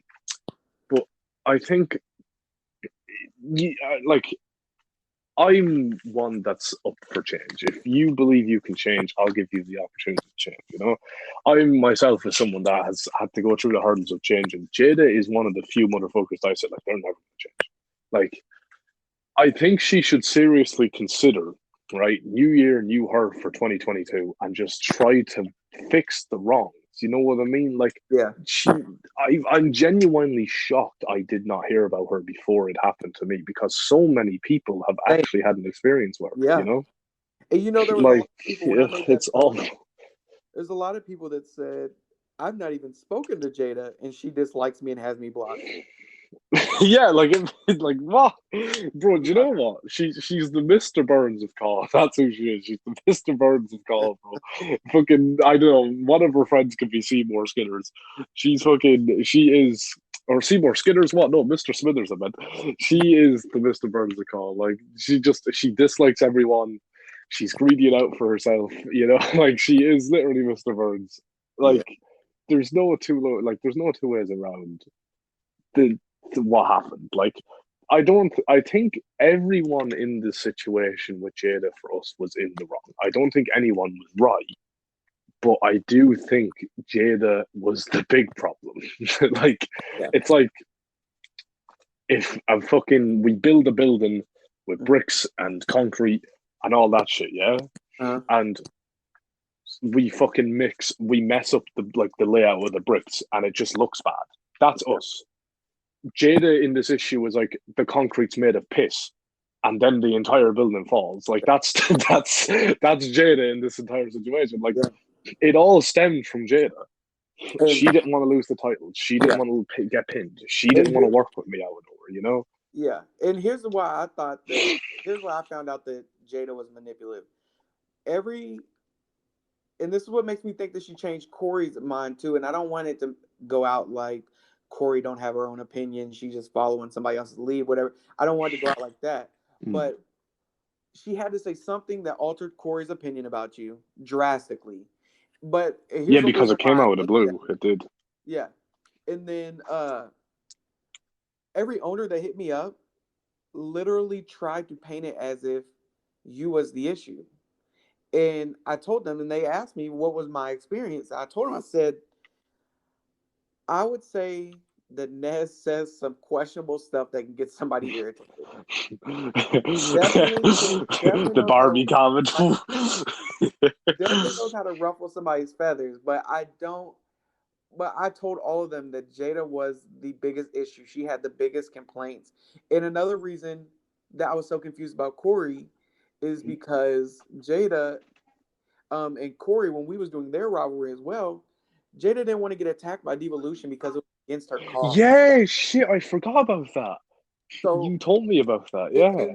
and Corey actually came to me and was like, I kind of see what you've been talking about because it was every single little thing that we tried to do in a rivalry, Jada was against. Jada was like, well, my call would never get jumped. My call would go out, grab a sledgehammer, and beat all three of them up. But sure, not... like, even after that, like, the whole, like, she didn't want to get jumped, I could only imagine how she felt with the, like, VRW debut. That literally was Nerezza walked in and dropped her with a kick and just knocked her out, and she wasn't a part of it after that. Like, I wonder how she felt. Like, it's one of those crazy things to me that, like, I have told you and I've told other fellows that, like, I want to have a solid amount of creative control over what happens because it's more than just a caught me. I've made a character that I want to kind of develop into like some like a huge story type thing. Yeah. But like, if some fed hits me up and they have a reason for Nerezza to be attacked, I'll be like, sure, do it. Like, it makes sense. Like, you know what I mean? Like, like Nerezza's not a god. She's not going to jump off the wall, do a 360, and kick the heads off all. Like, no, it makes sense. Like, I think Jada thinks, like, even when she insulted me, like, you're not good enough to beat me in a match. That's what she said to me. Like, that's a god honest quote, and it wasn't in character. I think she believes she's the character. So if something bad happens to Jada Storm, something bad happens to Jada Storm in real life type thing. Like, it's like if Nerezza lost a match, I somehow lost a match in real life. Yeah. You know? Yeah. And I think that's like she needs to kind of dial it back and just realize that it's a character. Like, you're not a god, you know? Yeah. Like, I think as well, another issue with it was that, like, she was on my side with hating you, and then I didn't hate you after like a while. And then when I was on your side and we were doing our plan, she hated me and you. You know what I mean? It's like it's as cringe as this to quote literal WWE Nexus. It's you're either with Jada or you're against Jada. You know what I mean? She's impossible to work with. And even at that, and I know I sent it to you and I laughed at it, in VRW, she is the champion. She is supposed to have a contract signing. This has obviously happened already when this gets put up. And two people, her and Sami Stone, are in it, which I made the theory that they voted for mid like card contract signing. Every other vote was start a show. Like, she is a champion that is supposed to be built as undefeated and a beast. Where the fuck people don't care? Like, I don't know how you've built yourself as a god and nobody gives a fuck. Like, at least with like Nerezza being the heel, I fucking force it down your throat that you're gonna give a fuck. You know what I mean? Like, I make it that you hate me, then you're gonna give a fuck. People just don't like Jada and they don't want to see her. Like, I even come to the stage, like at one stage where like she'd be on the VRW show and I just wouldn't watch it. Her match would come up and I'd be like, I need to go do something. Surely I can do something better with my time. And I even remember one time I was watching and it was like Jada Storm's taking on this other girl. And I can't remember who it was, but I liked the other character. And I was like, oh, sick. But like, I don't give a fuck about Jada. What will I do? I guess I can edit something. I fucked off and edited something for like 20 minutes. By the time I'm back, the match was done. Like, you know what I mean? Like, it's one of those things where like I think a lot of people can agree. I don't want to see her. I don't give a fuck. I don't want to see what she's doing. I'm glad she has me blocked. I don't need to pay attention to her. Yeah. But what eats me up is that I have to share a show with her. Like, a VRW slaps. I can't get rid of it. Like, it's a good show. But like, since Bad Amy's return, I actually spoke to VRW about this in on the show. Since Bad Amy's return, the storyline has been insane. everything has been like pushed into one huge storyline. Bad Amy's back. Nerezza wants Bad Amy, but at the same time, she's in this broken relationship. Yui wants Bad Amy, and Bad Amy wants revenge on Yui, but Yui have kidnapped the manager because they don't like the manager anymore. And then there's some other people in the match that Nerezza doesn't like, and she bet the shit out of them, but they're all in this big ladder match now. Who the fuck's gonna give a shit about Jada Storm? Yeah. Like, this is the other half of the division. Like, so I said to him, I was like, I think you need to push Jada Storm in an interesting way because, like, I'll say it, and I do not give a fuck if I upset Jada. I had a lot of praise for her until I found out who she was. And now that I kind of have seen who she is true color wise, and now that I look back at it, there's so many characters that are like her that do it so much better. Yeah. One of them, and I have a lot of praise for them. Well, I don't talk about them enough, but Ginger Snaps is one person I've seen that is very nice out of character, and they look fucking sick. They're built like a beast. They're cool. But like you look at Jada, like all her promos are like, I know Nerezza's promos are they can be similar. Like it's an insult, yada yada. Like, oh, I've hurt your feelings. That's it. But like, to me, Jada Storm is just, I'm that bitch. You're nothing to me. I am the god. You're stinky. La la. Like, I think it's just one of those things that becomes repetitive, and I've noticed that myself in my own character, where I kind of come off as repetitive, and I need to do something where something looks different. I think And with that's the Pat Weave went, you know, and the Pat Yeah. with VRW went, it's something different, and I think that's why I'm so invested in the VRW storyline, because it's finally the complete opposite of the Nerezza. It's the soft side that no one sees. Yeah, You know what I mean? and that's why I said the other day too that from what I learned, like what I heard Chris Jericho say is, if you try to destroy somebody down so much, it completely kills your credibility if you lose to that person. Yeah, yeah. You said that to me You know? because you were like, "Can you tone it down on the roster?" And you explained that. I was like, "When the show comes back, I will." And that's why, like, I need to work on a way to have a good response, but also not slaughter someone in the locker room, right? Right. Because you know what I mean. If I And lose, yeah, then and with your character, it's it makes bad. sense. And you know, Chris Jericho, you know, his whole gimmick growing up, you know, he would trash people, but you know, there would still be moments where he would give them, you know, The bit of respect, yeah. yeah, a bit of respect because of how good they actually are. And it makes and that's why I think it's most important. The most important thing about even in wrestling and in call, what I've learned, especially for storyline feds, is not how good you can look when you win, but how good you can look when you lose. You look when you lose, yeah. Like, I think if you can take a loss well, Yeah. you can shine. Like, you can really push yourself forward. Like, I remember um with fucking oh, I hear my man. So you know what? I fucking hear them loud. You know why? Because the door ain't closed. I thought I closed the door. What the fuck? There we go. There we go. But fucking they're out in the bathroom. Something happened. Fucking what I learned was, like, kind of in that aspect was that when it comes down to it, I like to, like, when I lose, I'd be like, oh, it's rigged. It's fucking this and that. Uh-huh. Recently in Beats Pro Wrestling, Nerezza and Taylor lost a tag match, right? Yeah. And it's in the storyline of VRW. So I pushed it perfectly where it's like, oh, things have been awkward. We're not really on the same page. Yeah. I think when you can, like, shine after a loss, you Yeah. can go places. You know what I mean? If you lose and then you're like, I'm fucking done. I'm finished. I hate it here. And Yeah. granted, I will admit, when I first joined, I was like a bit like that. I was like, oh, I lost. What the fuck? I thought I was going to win type thing. But then I Yeah. kind of learned that, like, I'm not a god. I'm going to lose. You know what I mean? And that's a I think yes. It took me there's certain matches you have to win, but right. every match you can't win. Yeah. And it took me forever to realize that myself. Like, I personally stepped away from watching wrestling in real life for years. From like sixth grade to my junior year in high school, I completely just wiped out, quit watching it. And something that I religiously, like, wrestling was a religion to me growing up.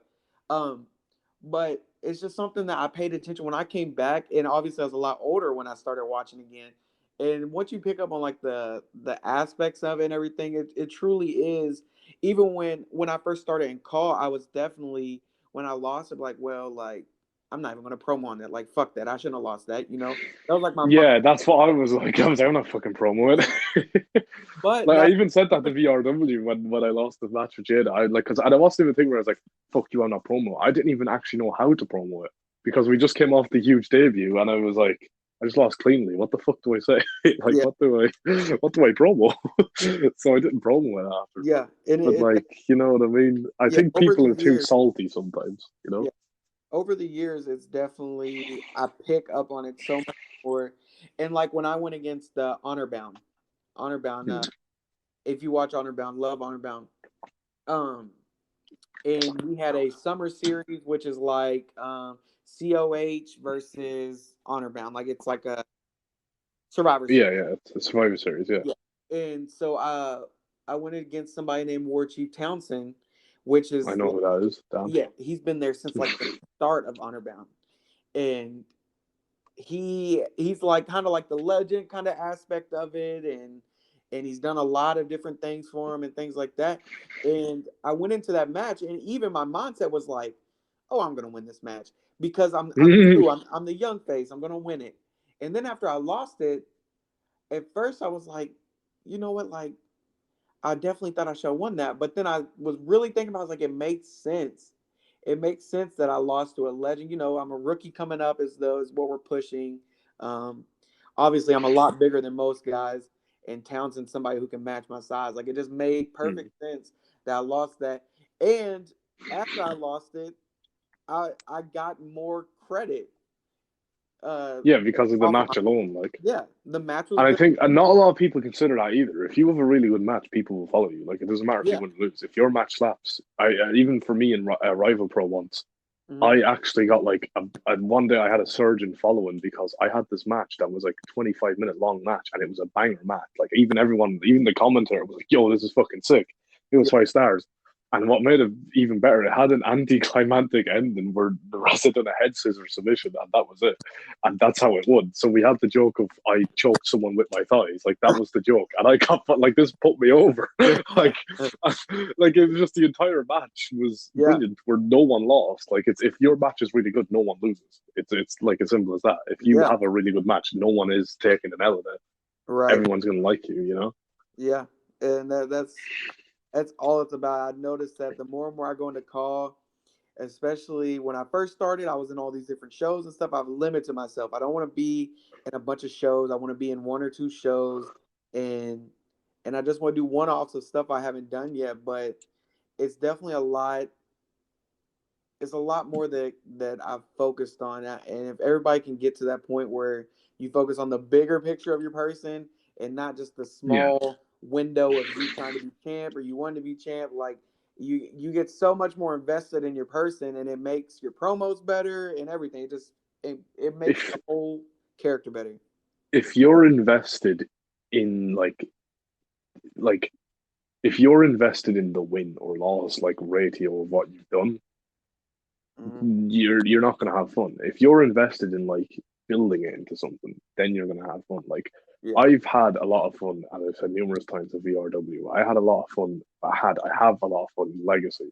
I had a lot of fun in XWS. Like a lot of shows where I get to be creative Yeah. and run with what I want to do.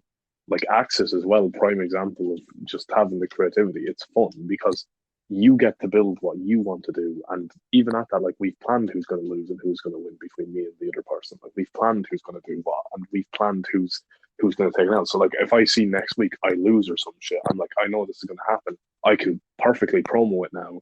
I Yeah. can do this and that. And even for shows that don't plan win and losses, I always for the like when I was in shows that were like that, I always had it where like if I win, I'm going to say this. If I lose, I'm going to say this, and that way I can still push the storyline. Like I didn't give a fuck about win or loss. You know what I mean? Yeah. Like I think it's just people need to see it as you're getting exposure whether you win or lose. Like Yeah. people are going to get invested, and if you can pull them in with your character, it does not matter if you win or lose because people will be invested either way. You know what I mean? And also, when companies notice that you're able to do that too, it also puts you in the picture to be champion. Yeah, they'll be more invested in it. Like I Yeah. remember, like um, I think we were talking about And when we were talking originally about who would dethrone Nez, because of course I'm not going to say who, but like when we were like listing off people, we had a lot of names, and then someone came in, had a huge debut, and everyone liked them. We were like, "Fuck, that should be the person." Now they ain't anymore because we have a plan for it now. But like, it's one of those things where like, if you're doing good and people like you, you're going to be like considered into the championship scene at least. Whether you win it or not, you're going to be at least pushed. You know what I mean? Like it's you kind of just have to work with what you've been given with and make it worthwhile. Like make it people want to watch it, people want to care, people want to see what's going on. Nez, I've enjoyed talking to you so much, and I thank you for dedicating any time to this and putting in the effort to make this happen. I think so many people are going to see you in a different light, the way that I see you, and I couldn't have asked for a better guest. But now we got to close the show. Do you want to close it? Ladies and gentlemen, thank you for listening to the Main Event Network podcast. I have been your host with the most, Devin, with my partner here, Marcy, as it says on my phone. We have spoke for 2.5 hours, and if you all actually listen to this, you need to go outside. It's been fucking, what, 60, 30, 150 minutes. We ain't that interested. We had that interest. Oh, we need to plug shit, don't we? Follow my Twitter, Legacy. What's the fuck you're at? Legacy. Follow at Legacy_call my Twitter, my guest Twitter, one and only Nerezza, possibly changing it soon because I hated. Also follow Best Girl Tay. Deserve the shout out. Give her respect, baby.